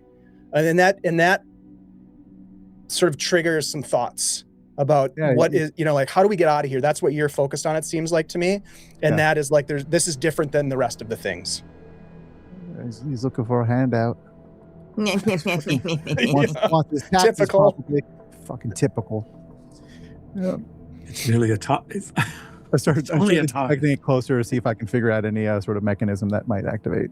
Okay, give me an advantaged intelligence check. This will be normal for you. Florence, as you're looking at this warrior thing, whatever this is, laying in this box, I think instinctively you sort of like run your hand along the smooth armor of its faceplate and then down along its chest, and your fingers just kind of linger upon this block that appears to be inside, embedded into the chest plate of this thing. And there's something about it. Well, give me a charisma check. Sure. We'll make this normal for you as well. Huon, what did you roll for your check? I got a 20 and a 3, so natural. Oh my 20. goodness. Okay, natural 20. Well done, sir. You get the sense that perhaps this hand and this outstretched arm is a mechanism. You look around and you can see that that there is a bit of a hinge on the elbow. All right. Florence, what did you roll? I got a dirty 20. I did use a luck. Okay, great. Used your luck. Very good. As you run your hand over this, it just sparkles ever so subtly, almost with like a bit of a magical essence to it. Mm. Her instinct tells her that the magic of the old world is present in this room. Looking at this box that is like shimmering against her finger, I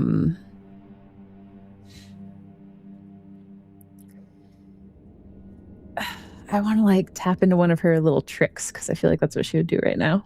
Okay, think about that for a second. Chevron, do you anything in your background as a kingsman and now a recent benighted servant of the house? Anything in your background about like studies of the history or anything like that? What's your background again for Chevron? Soldier. Okay. Did you get a sense that he... Sorry, go ahead. I'm just trying to convince Ziva to do the thing with the scroll and make it wake up. I think we can't carry it, but I came down here for something, and this is what it is. I'm sure of it. And look, everyone has been tiptoeing around here the whole time, afraid to do anything, and it's all working out fine. And I'm sure we'll figure out a way to get out of here. Yeah, one of us will. glancing back at the scroll, do I get any sense of how long this lasts?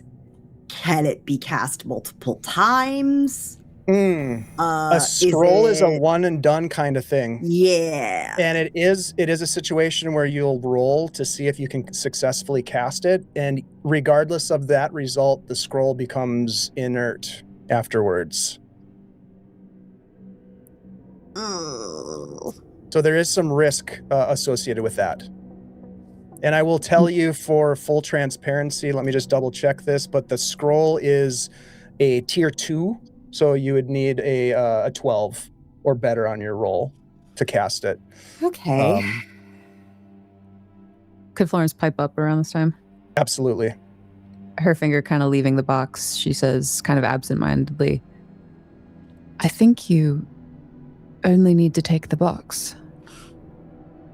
1 second. And she's going to kind of rush to one of the dusty corners of the room, anywhere where she can find some dirt.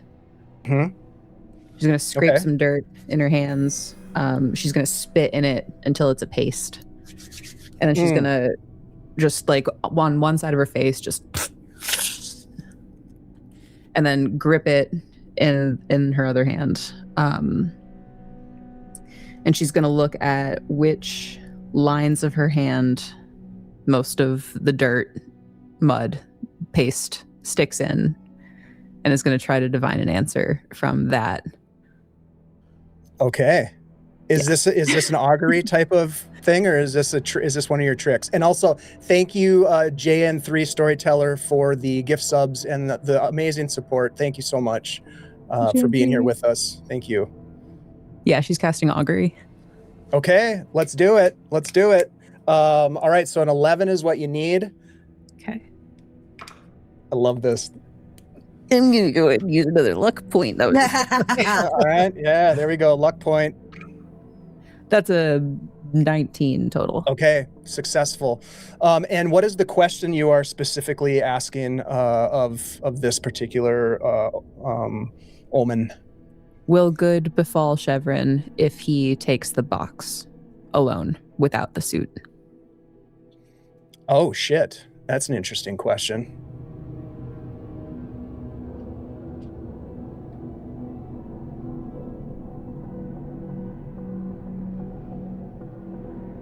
Fuck. That's a hard question to answer. We can argue some more. It's a great question. Here's the thing about the question is that I will say you have this vision of Chevron. Oh, this is really tough for me. Okay, you have this rephrase. If no, I like it. I'm just struggling a little bit, so I'm going to figure this out. Okay. You don't get a sense that Chevron will have good fortune or ill, but what you do see is this brief snap-like vision of Chevron reaching down and removing the box, this whatever this thing is, from the chest of this creature, this warrior armor, whatever it is. Okay. The thing about the question you asked is his fate is not written yet. Mm-hmm. So good or except ill for that moment. And it's very similar to sort of the vibe that Ziva was getting about the scroll. It's not always the thing that is the determinant of the fate of the user. It's how they use the thing. Mm-hmm. Does that make sense? Yes.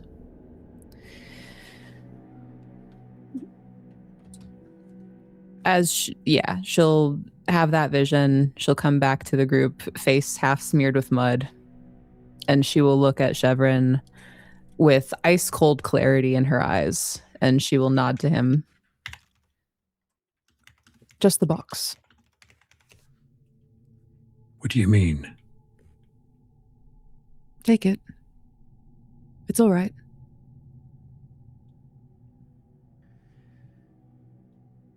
Florence, I want to tell you something. I want to trust Ziva more, but the way you say things makes me trust you.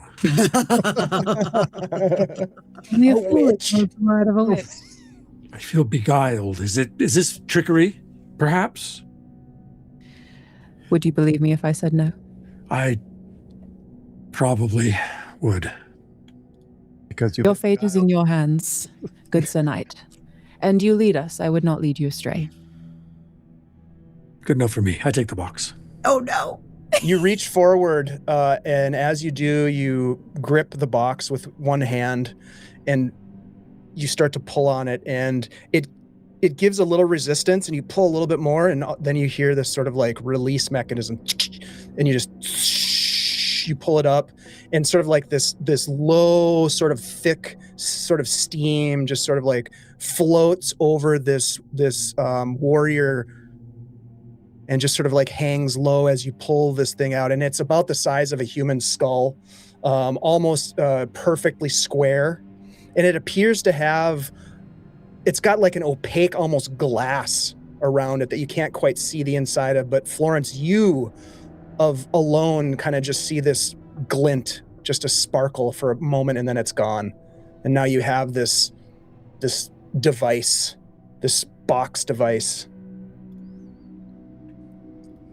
I look at Florence. Oh, go ahead. Well, her eyes are locked on the box. I think she like comes closer to you. She kind of falls to her knees in front of the box if you're like holding it kind of, normally, just to like get her face right in it.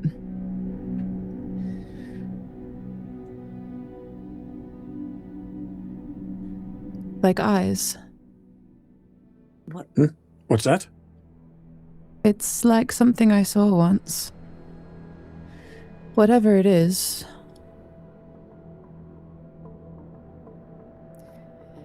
She stands up with a tone that you're not quite sure is reassuring or necessarily meant to be. She kind of pats your shoulder. It will take you down a path. Mm-hmm. Ziva. Yes. Do you recognize this in any capacity? What is it? I can roll to see if Ziva recognizes it now, but You've had a couple of rolls on the topic. So here's what I'll say is that you look at the device in Chevron's hand, you look back at the warrior, and you can plainly see that there's not a human, it's not a person wearing armor. This is some sort of a and I think Rouge used the term like golem, but it is some sort of like a construct of some kind, built of bronze and silver, and there's this beautiful lattice work beneath these plates of armor that look like tubes and wires almost, even though those things you don't really know what those are. You know the history of the place. You know about House Ahanis, which was the royal house that was focused on technology. They had the floating city that they leveraged during the Great War to destroy this place. As we know from Chevron's vision, the previous monarch, Roland, was somehow defending, and they were securing something in the keep. This is some sort of technology that was stolen from House Ahanis, and this thing that has been pulled from it is some sort of power source, perhaps. okay. Meanwhile, Huon. It's about that time when everybody is figuring out, sort of looking at this box and all, that everybody might hear the sound of a stream of liquid hitting stone as Huon relieves himself.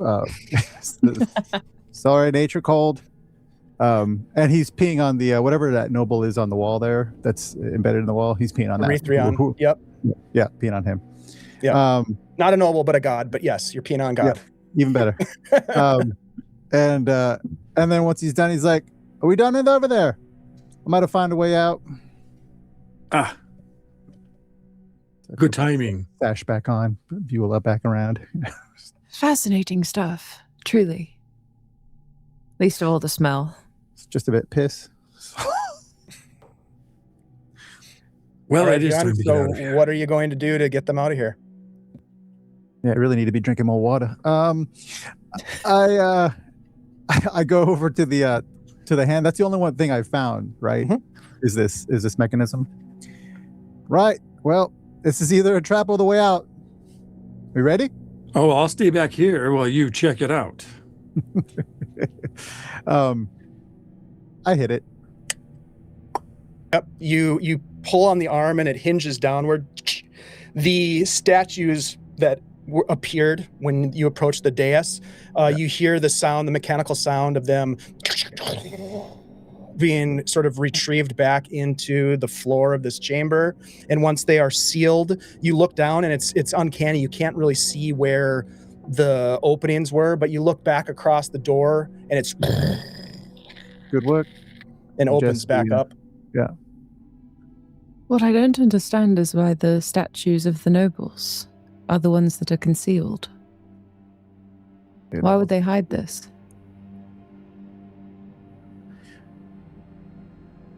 Perhaps has something to do with the respect ritual, that you must be sealed inside the room before the houses can be represented in the case of deceased here upon the dais. The ways of the rich elude me. They're always hiding what they're doing. Can't argue. This runic circle in the center just before we leave, does it mean anything to any of you? No, I don't recognize the symbols. Do I recognize it at all? Have you rolled to check it out yet? I don't think you have. Not the runic circle, no. Okay. Give me an intelligence check. This is going to be this will be hard. So 15 is the target. Luck cannot be leveraged on this roll. Okay. Dave, does this block take a slot? Say it one more time. Does this block take Oh, a yes. Yep. Okay. Yep. Inventory slot. Yep. 14. Oh, it hurts. It's shy. Yep. No, it doesn't really mean much to you. I mean, you've seen some very strange sketches. You've seen some strange things in your time, but it's a ritual circle of some kind. That's the best that you can gather from it. Right. Well, it's not going anywhere, and we know how to get back in if you need to. If we return. I think if we're getting ready to leave, Ziva 1 is going to pocket that scroll, because hell yeah. But 2, I think she would go over and like quickly pull out her journal and just like sketch what this ritual circle looks like in case that is also important whenever she might want to try to use the scroll. Okay. Yeah, easy enough. You do a quick sketch. You don't have a ton of time as your companions are leaving, but you do a quick sketch, and it looks pretty good. I mean, you're an archivist. You do this kind of stuff for a living. And making those copies with all those really cool, stylized first letter on the page. That's yeah.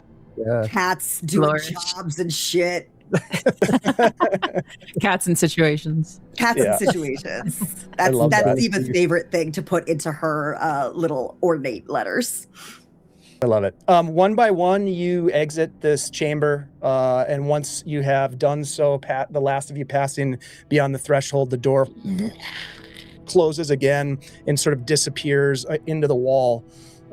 You head back up the stairs, squeezing through the crumbled hallway and the stairway, I should say, making your way back up to the courtyard, out into the sort of dim sunshine coming down through a gray overcast sky, and you see the old man sitting. He just like wipes his mouth like that as he takes a bone and throws it over into a rubbish pile nearby. Your horses are there and everything like that. And I think because we haven't yet, and I apologize, we're going to take a break here. So we will take a quick break as you have exited the ruins of Carrion Keep and discovered something mysterious that I don't know. I don't know if we know exactly what it is, but maybe we'll find out. Who knows? So we'll be back in just a couple of minutes, gang. Thank you so much.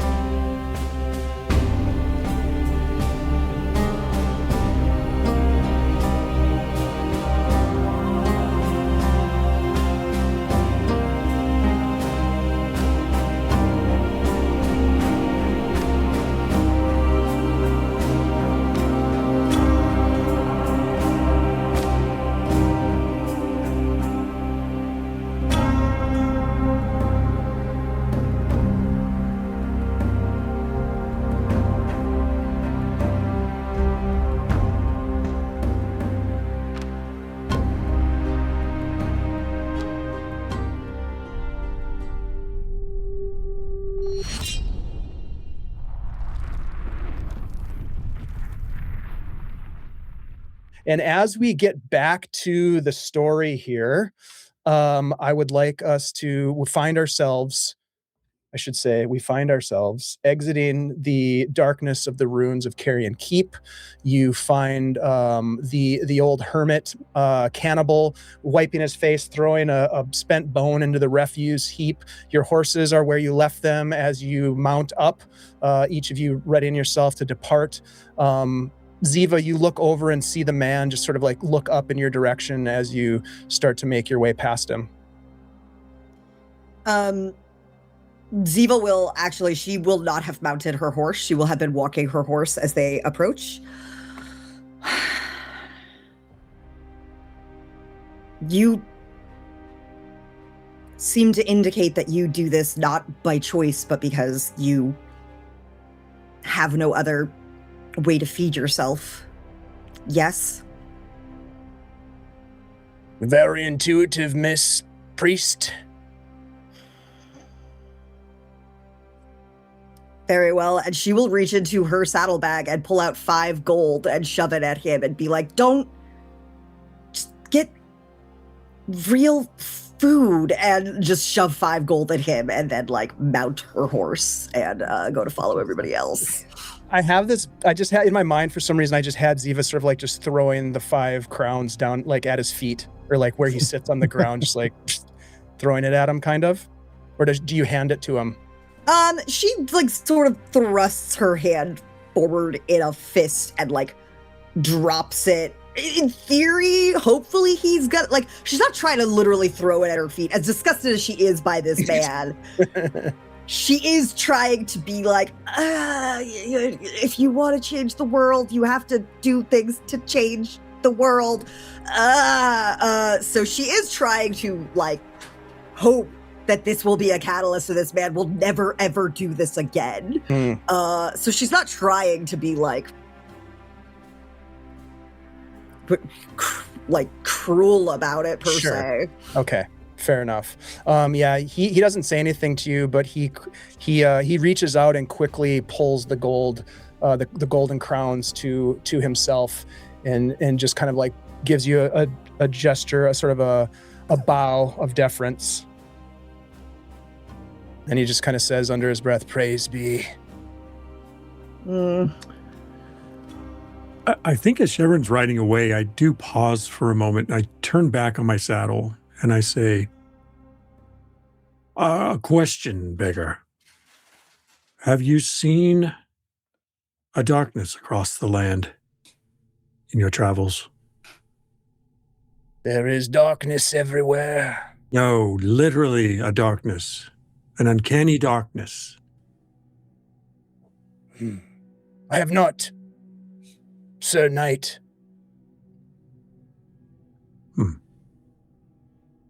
Very well. And I continue on. Is he telling the truth? Hard to tell with these types. What's your name? My name? What's it matter to you? I asked We're you for your adopting name. him. He's joining the party. Prepare to get adopted. Oh, shit. No, we're coming with us. not taking pets. Oh my God. Do not resist. We are adopting you. My name was Olwyn. Olwyn. Haven't used that word in a long time. Guess go buy yourself a sandwich or something.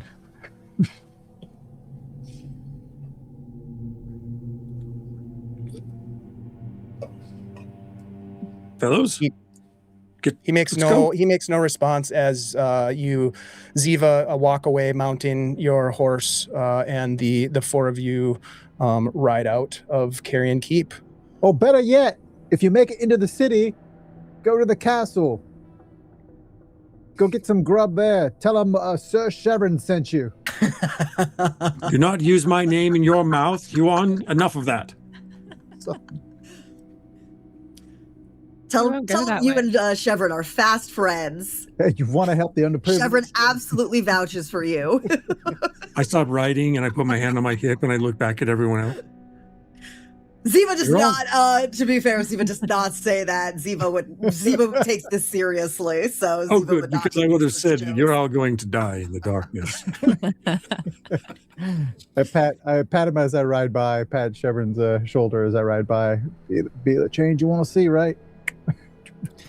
He won't be on his way to her. There's a patch of red and yellow flowers on the way in. Mm-mm. As you ride out, you take to the road heading east. I'll bring up the map here for folks to take a quick peek at. Here we go. You are currently at Carrion Keep, north of Har, and you begin to make your way east towards Brunmiil. About an hour and a half into the ride, as you're making your way, you see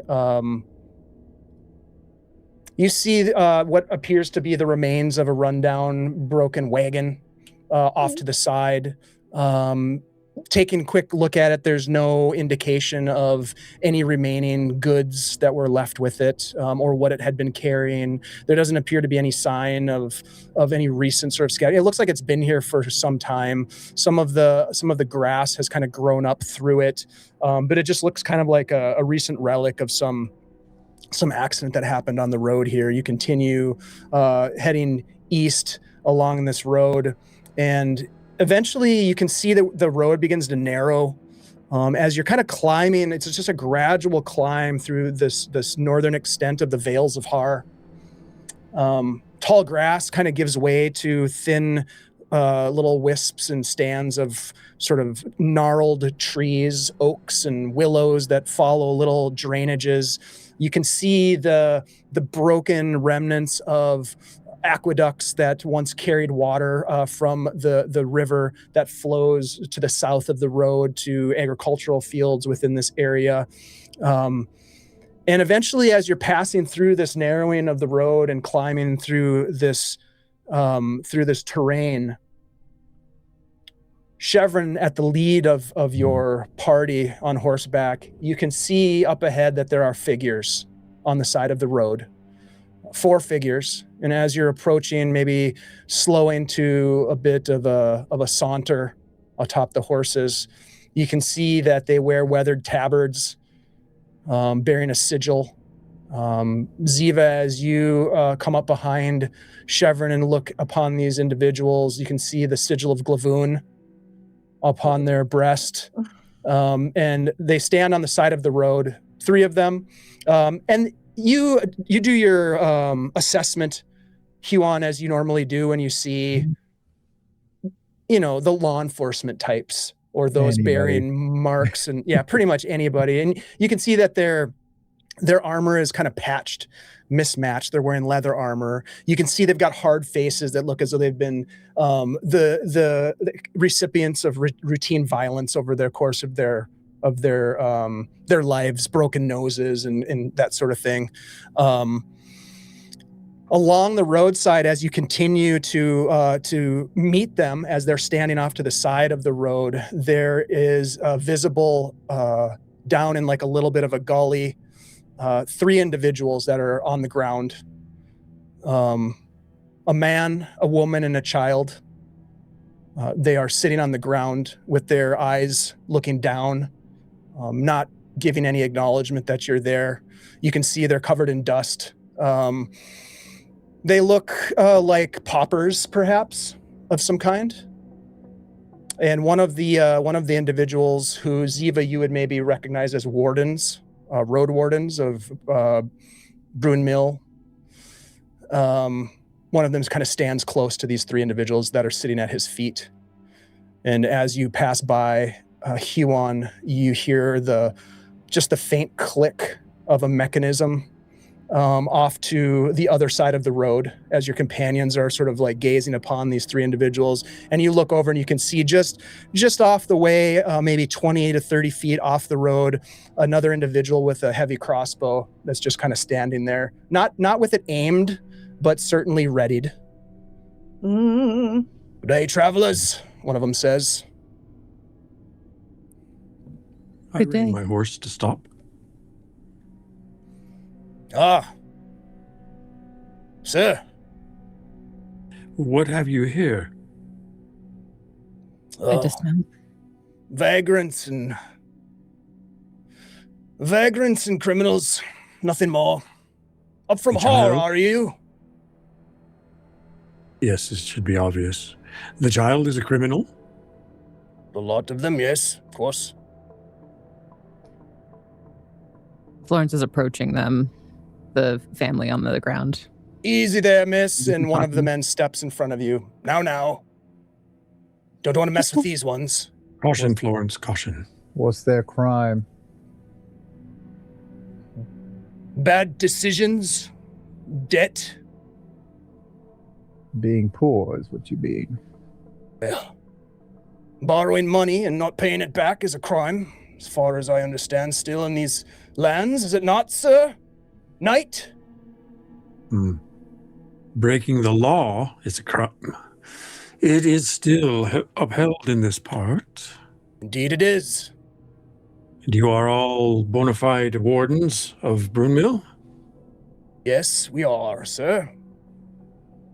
Is there anything other than their patchwork makeup to indicate that they are not? No, there really isn't. How much do they owe? How much do they owe is your question. Quite a bit, ma'am. Quite a bit indeed. I can count quite high. Can you there? Doesn't look like you know how to count much, but to the tune of maybe 1,500 or so crowns. How People could they like- possibly have borrowed that much money? They've never even seen that much money. I don't keep the ledgers, ma'am. I just enforce the law.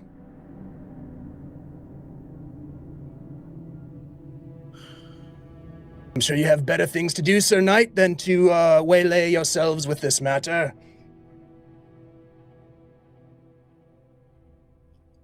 Florence looks back at Chevron with a look that just says, please. I look back with like... Is there an opportunity? Can I whisper something to Chevron without everybody else hearing? You can try. I will just sort of say to Chevron, yes, Sir Chevron, what are we going to do here? And you can see Huon's sort of putting his hand around his waist. I will speak to the man. I tell that to the warden I'm speaking to. Very well, Lord. I'll dismount, and I'll glance at my companions as if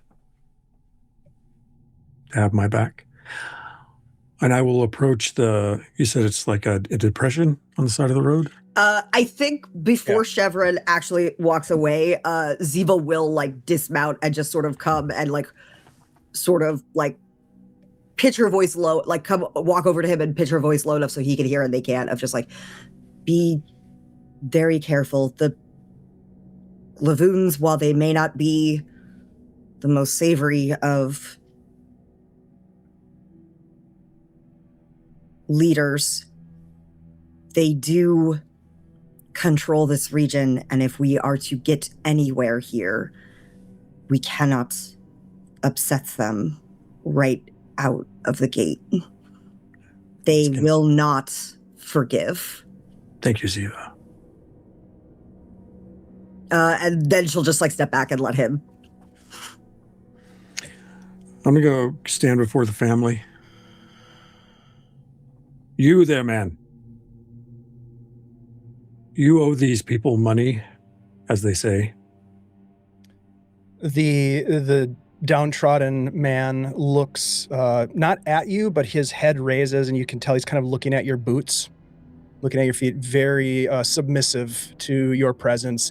The woman and what appears to be a young boy, maybe no older than 8 years old, sit, and she holds him tightly, and they are silent. They're looking down, not really acknowledging your presence. But he, yes, my lord, I have found myself in a bit of a pickle, I'd say. I'm sorry, my lord. The apology is not mine to be had. It is to yourself and your family. And I'm sorry you have found yourself in such a plight. You understood the law before you got involved in such an enterprise, I assume. Shevrin. The man, the warden who was standing there says, "It's true, sir. They attempted to flee Brunmiil without paying their debts, and we were sent to retrieve them." And what will happen to them now? Well, that's for the law to decide. Most likely the man will be served some time in the jail, then be put back to work. There will be a fine levied for this infraction, which will cause further suffering for their family. Unfortunately, this man is not good on his debt paying. I'm going to walk back to my horse, and I will address Florence as I approach. She's still like down, like just kind of looking at you. Florence, they have moved against the law on their own volition. There's nothing for us to do.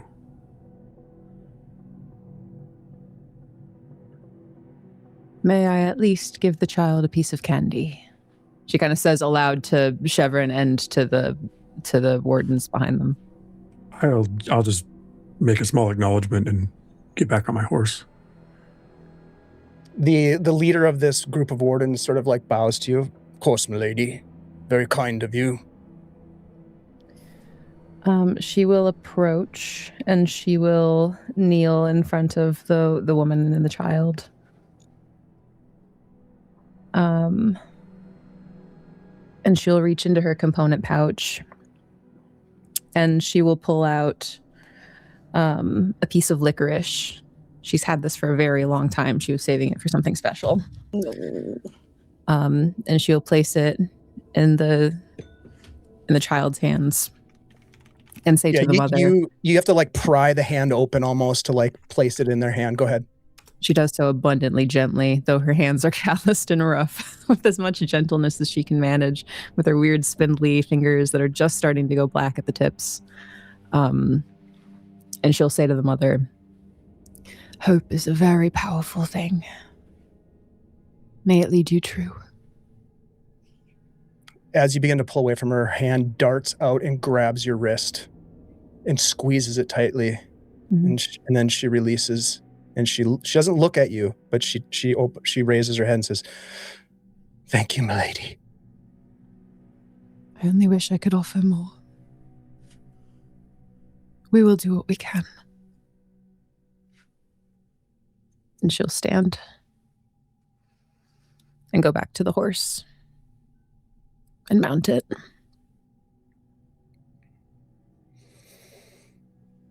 And I'll nod to the wardens and lead on. Before you do, he as you're mounting your horse, "You're off to Brunmiil then, sir?" We are. Is there anything we should know? We are assessing the lay of the land outside of the kingdom. The kingdom hasn't had much of a reach in the hill country as of late. Unfortunately, no. You may want to pay visit to Magistrate Quint upon arrival then. Thank you. They may have a keen interest in your presence. I would imagine our presence in Brunmiil may raise some eyes, so... Are you here about the goblins then? Tell me more. No, it's not necessarily that. Goblin attacks have been common in these parts for decades, but there's something different. More organized. The patch. And when he says the patch, Ziva, you would know what that means. That's the mine camp, which is outside of Brunmiil in the hills. Kind of like the base camp where there's barracks where the miners will leave from town. Men, women, children of working age will go up to the patch to work for a number of days before returning to Brunmiil. Attacks upon the patch have increased. There's been rumors and reports of missing folk. It's not why you're here, though, I get the sense. Why are you traveling to Brunmiil, sir?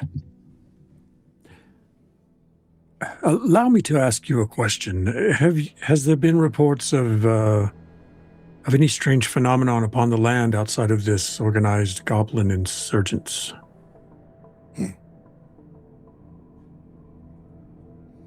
Why do you ask, sir?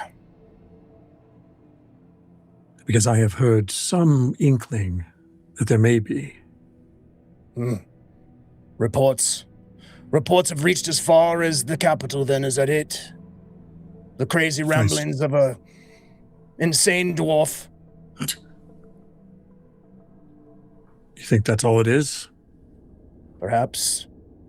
Dernick Stonewake has been known to spread false rumors, but he speaks of some darkness that you refer to. Is he around here, then? Indeed, you'll find him in Brunmiil's prison. Another debtor? No. I believe it was rabble-rousing, ma'am. What qualifies as rabble-rousing? Oh, stoking up paranoia amongst the populace, that sort of thing. Not good. Also, I've been told. What was that name? Dernick? Dernick Stonewake, sir. What's your name? My name, sir. My name is Mirren. Aaron. What is your name? So we might be acquainted properly. Yes, what is your name? My name is Huon. Pleasure to meet you, Huon. And I am Sir Alistair. You are right to identify me from the kingdom, as my emblem would indicate. But we are on official business, so if there's nothing else. No, sir, nothing else I can think of. Have a pleasant stay in Brunmiil, sir. Companions, are you satisfied? I think there's nothing more we could do here, correct? I could think of some ideas if we stick around. There's 4 on the road, and then there's a 5th one off to the side. Yep.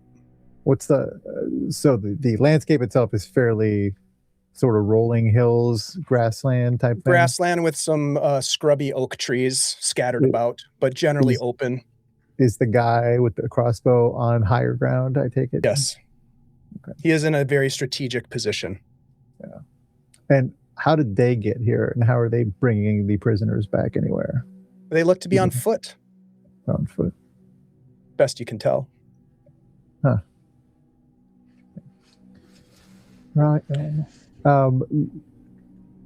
I think all of you could probably feel feels emanating off of Huon, but he is clearly assessing the situation and knowing that this is not his chosen battlefield, and this is not how he operates, but he has memorized each of the law enforcers' faces, and I have one name. So I just sort of spur my horse forward without saying anything more. Florence will stare down Merrick as we're leaving. She'll turn around in her saddle to look at him and will level a gaze at him of the sort that you only receive when you have angered a witch. Curse you, evil eye. Evil eye is cast upon him. He has offended the frog and therefore the rain. Not the frog. Frog's mad. Now it started. And as You do not want that heat, like, damn. He doesn't, but now he's got it. Shit. As I spur my horse forward, I will say, see to it that the prisoners are delivered unharassed to their proper arraignment, as the law decrees. onward we go. Huon, as you sort of take the last position in this line of horses riding away from the scene, you look back towards the man with the crossbow, sort of up on the little rise looking down, and as you ride off, he just kind of gives you a wink. And I just kind of very subtly touch my longbow that's strapped to my saddle. Yeah, some very subtle messages are being exchanged at this moment. I kind of mumble to myself, longbow's got longer range than my little crossbow, little man. As we ride along, I pull up next to Florence. Real quick, as soon as we were out of earshot of the wardens, I think Ziva would basically repeat the same warning to Florence and Huon that she gave to Chevron of, like, you're going to be seeing a lot of things that suck, and it's going to be very unpleasant, but the reality is, if we're going to get anywhere in this town, we cannot upset the Glavoon family or their men, because they will not forgive anything they see as a trespass against their authority. So, Can't get upset if they don't see it. don't do anything that will attract attention and trace back to us. That's all I'm The fact that saying. I'm sitting in this saddle means I'm very good at not. I know. I'm just saying. There was As some far as tense the public is moments concerned. there. Florence. We are arms of the law, as far as the public is concerned. Yes. But I do not think that the currently legally reigning family, shall we say, will appreciate if technically anything they're doing is within the scope of the law. If we just go, we don't like you anyway, and just like interfere with them. So The important thing that we must remember is that we have limited resources among the four of us. We cannot simply meander into the power structure of a larger force and do as we wish, regardless of whether we like it or not. We are here for a particular outcome, and we shall stay focused so long as things are relatively in line with expectations across the broader part of the land. These tactics from the Glavoon family are not new. If the king had found them beyond the pale, he could have intervened at any time. So we cannot trust that the king will, in fact. Well, we can't trust that the king will do anything right now, but we can't trust that the king's people Or the council. Mhm. King's will lost his- back us if we start a small coup in this village. So Dares. his fucking head, literally. Well, we need to we find a probably way should not be to telling anybody here about the head thing. So let's please not focus. zip it on that. I wasn't going to tell anybody, just pointing out the obvious. Yes. I think the other part of Ziva's message, however, is to recognize that we may not survive long enough for the kingdom to find out if we are dispatched, if we overstep our bounds. We must recognize our What's place. this we you keep talking about? You're riding in my troop? What I do in my own time is my own business. If I don't see it and I'm not associated with it, as far as I'm concerned, Trust me, you would never see it. I don't know if that's a threat or an assurance. Take it how you will. I don't want to know. But I don't want to know. Whatever weird discussion the two of you are about to have, that be it on your heads. Not about to have any weird discussion. Perfectly normal discussions between. Completely we're scheming and sane. plotting. I'm just saying that if I were to have a contract to fulfill, that's what I do. Are you saying that you do? Not saying I do yet. And I kind of look over at Florence. We are here as arms of the law to carry out a sacred task entrusted to us by the very much alive King of Ha. Perfect. Yes. I apologize for my impropriety earlier. And my impulses will not veer us from our task again. My lord, my lady. We simply must consider ourselves a unit, not 4 pieces. Separate. I'm not a my lady. I don't. That's not. You're the first person I've addressed that way to turn it down. But I'm not. I'm just not. I don't have that title. That's not for someone in my position. How do you prefer to be referred to? I am Archivist. Archivist. Archivist. Daril. Well, Archivist Daril. My lord.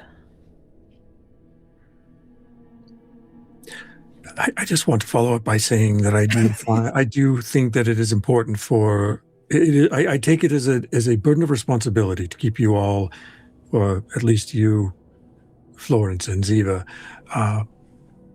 under good care and safe.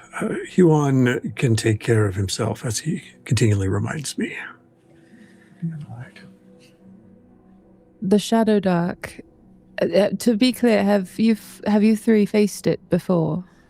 I don't even know what it is. I've only heard of it recently because of this duty. Those things in the castle. That's what that was, right? No. The place I come from. Sorry. Yeah, I think that must be what the Shadowdark is. I've never encountered. I had never heard of it before this. Did you see those things? Yes. The work I do is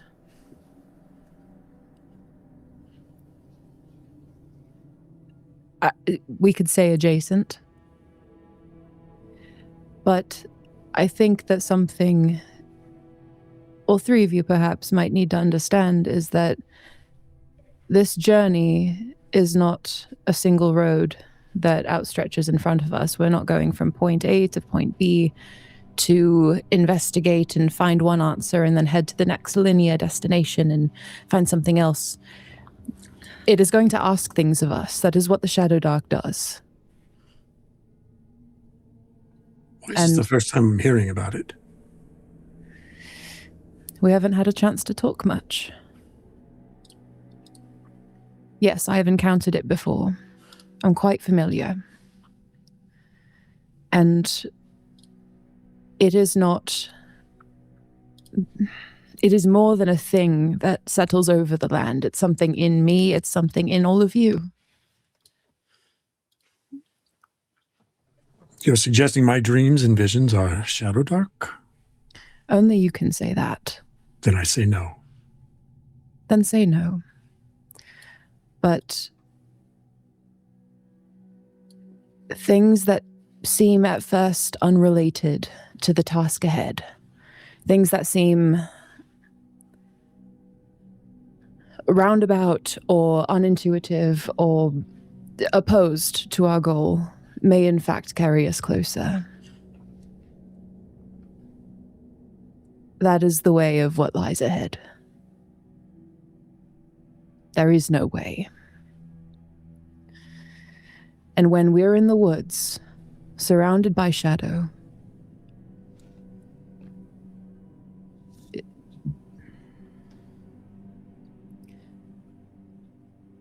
the only way we stay safe is by staying strong.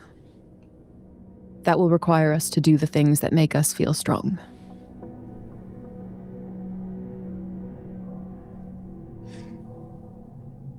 Ziva, do you understand this? I find, girl, you speak in riddles, and I don't find the value in lack of clarity. That is the way, I suppose. You're doing it again. All will reveal itself in time, my lord. I got you. I think as this conversation continues on, with Shevrin becoming slightly more and more sort of perplexed at the the very riddle-like wisdom that Florence is weaving upon the group, and the revelation of this previous knowledge of what has come to be called for you and for others the Shadowdark, kind of sends a little bit of a tingle up your spine, sort of a foreboding feeling. You continue riding forward.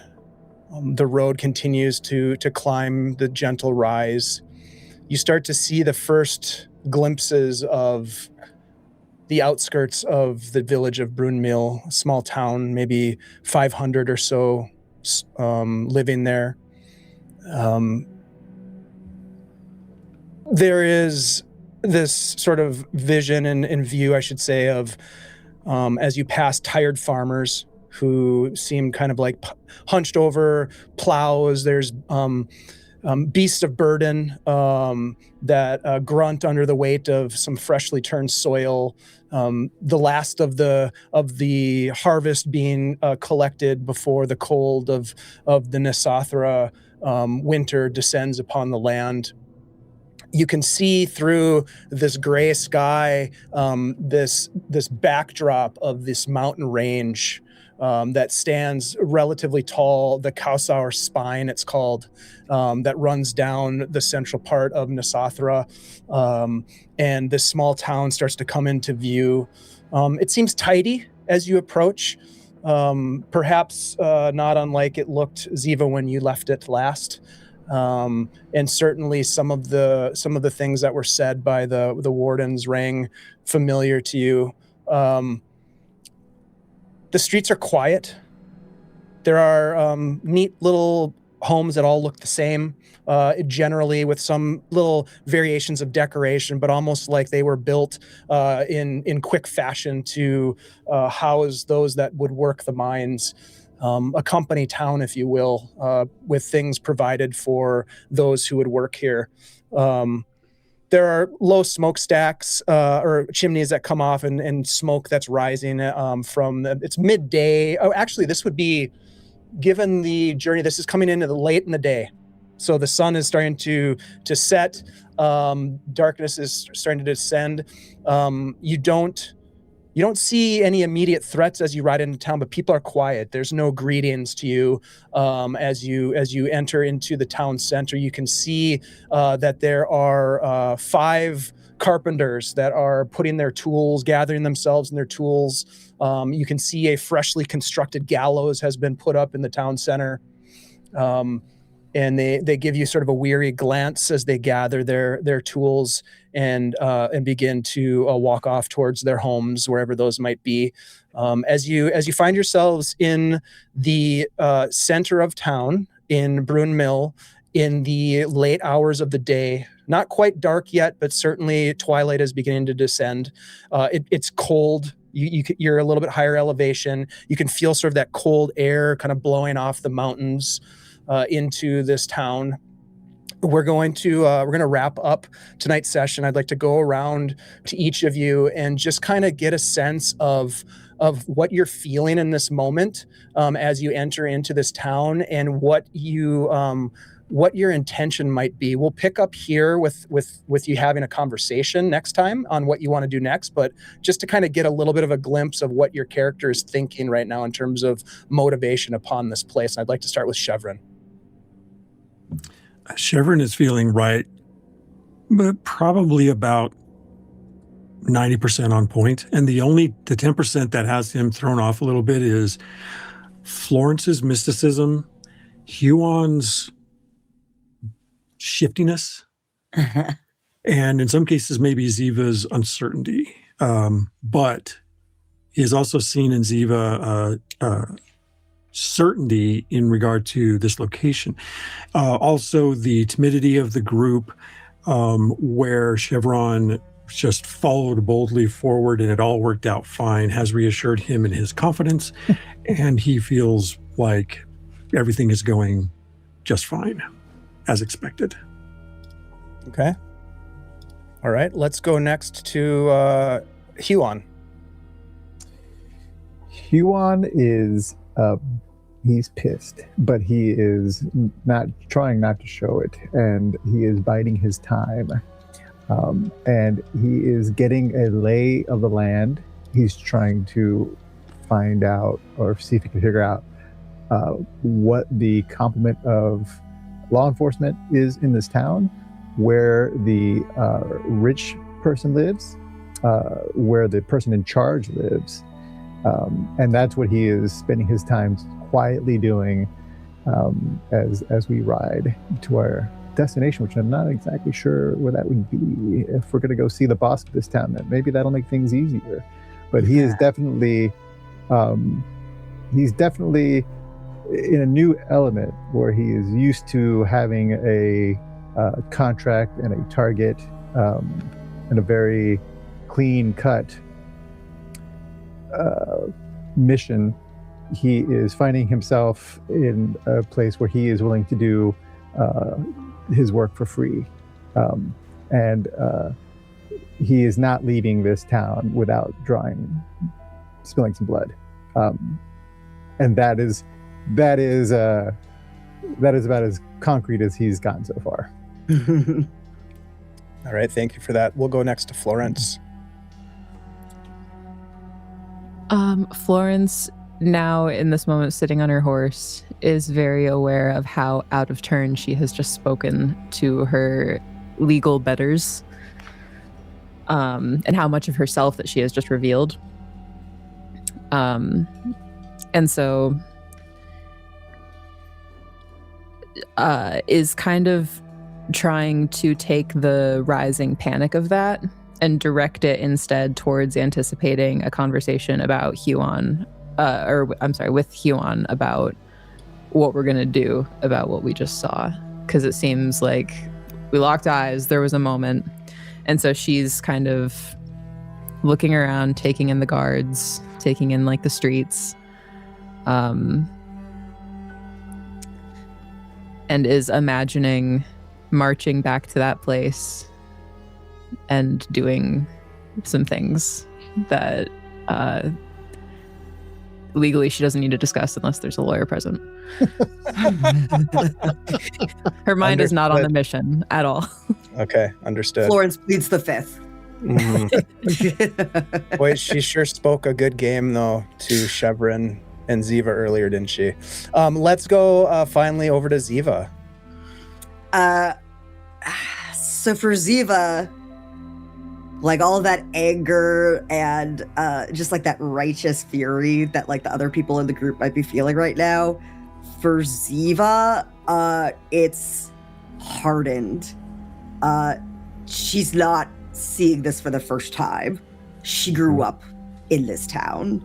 She grew up with this reality, and she is very, very cognizant of exactly how unjust it is, but also that there is no winning path to changing it.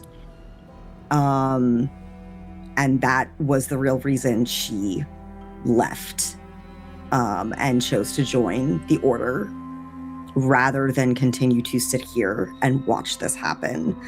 And coming back is stirring up more of those feelings than she'd like. She thought she had,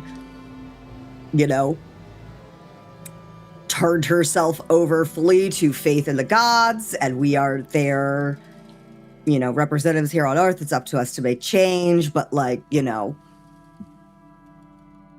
the world is only imperfect because of the imperfectness of man, etc., etc. But now that she's actually here and witnessing it again, that hardened anger is kind of welling up inside of her again.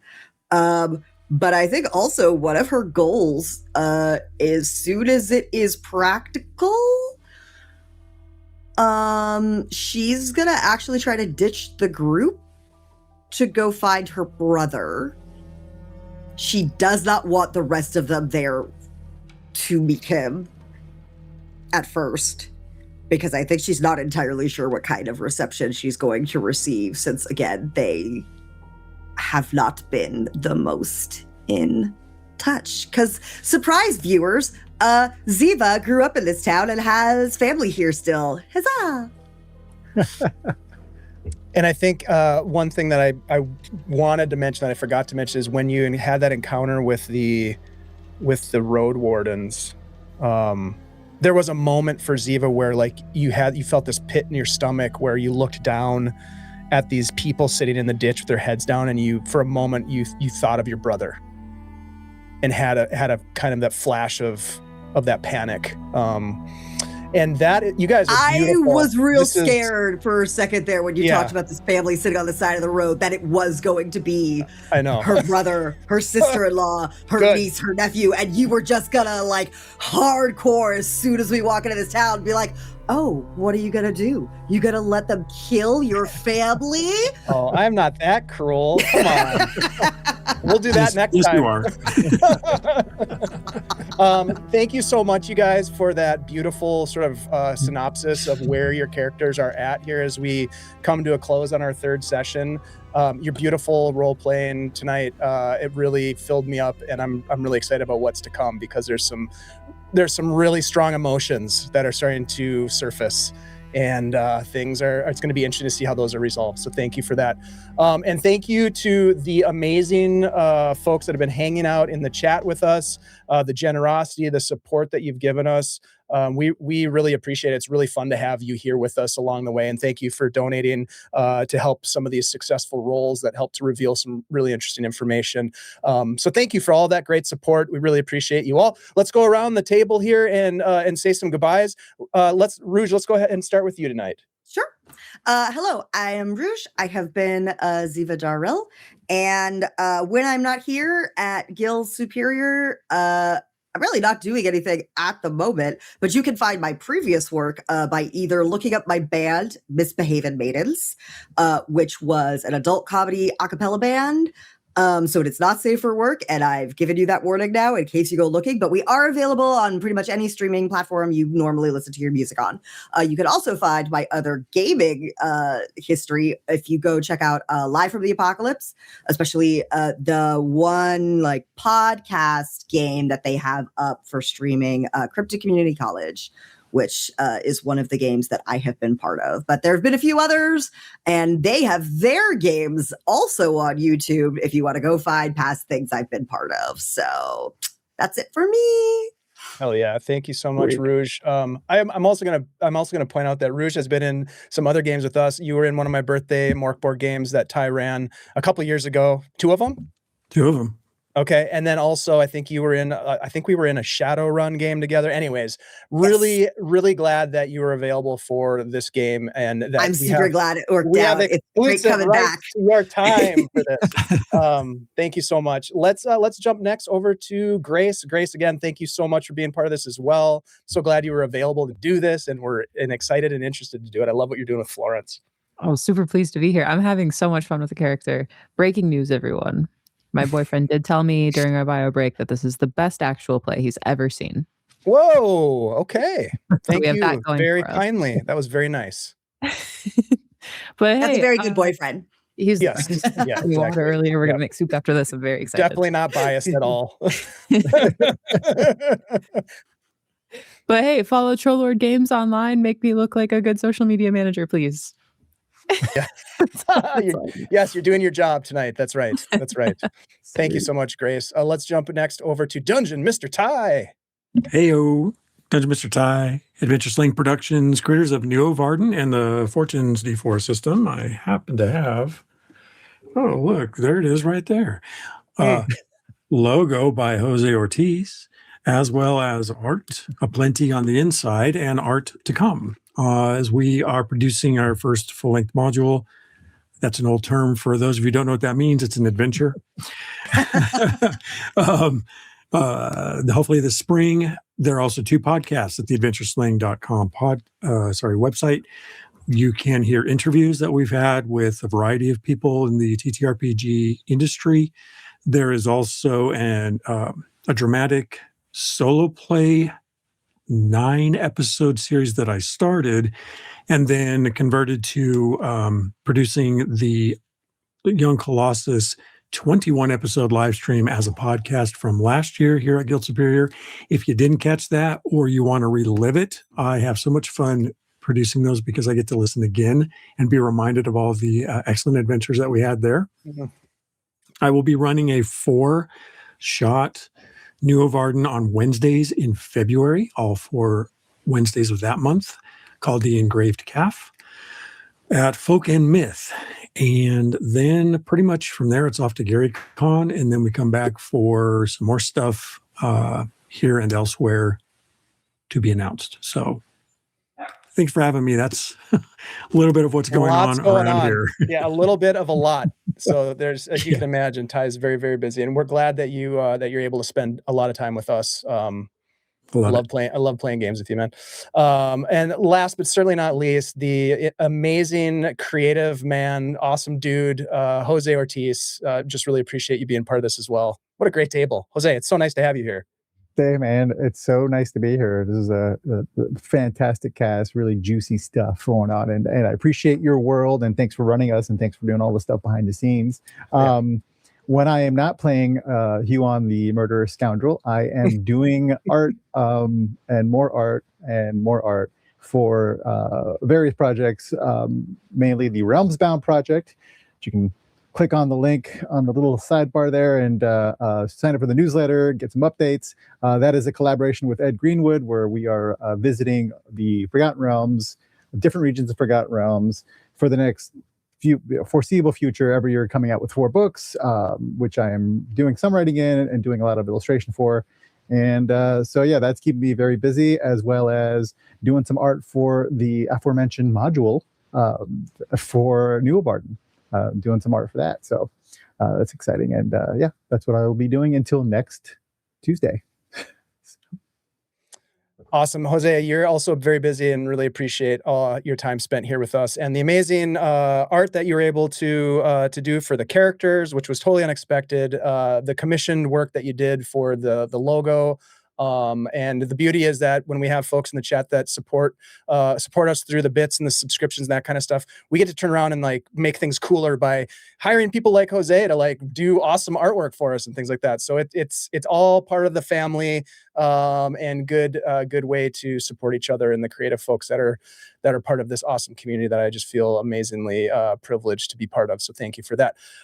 Thank you all. My name's Dungeon Dave. I get the pleasure of running games and playing in games with people that I love, and maybe someday you and I will get a chance to play as well. We do have I've been really promoting the YouTube because I want to try to get it to 1,000 people for some reason. It's like a new goal, but we're at like 900 and some. And we have a bunch of really cool stuff over there. You can catch all the New of Arden stuff, and there's some games that Jose has run, some games that Grace has been involved in, and Rouge as well. And we have on Thursday night, we'll be back here at 7 p.m. Central for some more House of Eidolons, our Siren's Demise campaign with GM Paul Penborough.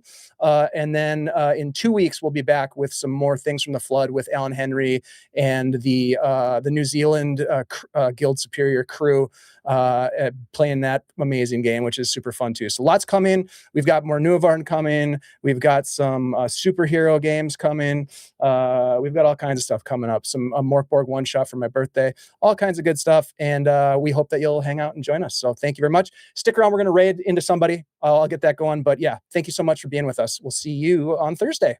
Bye.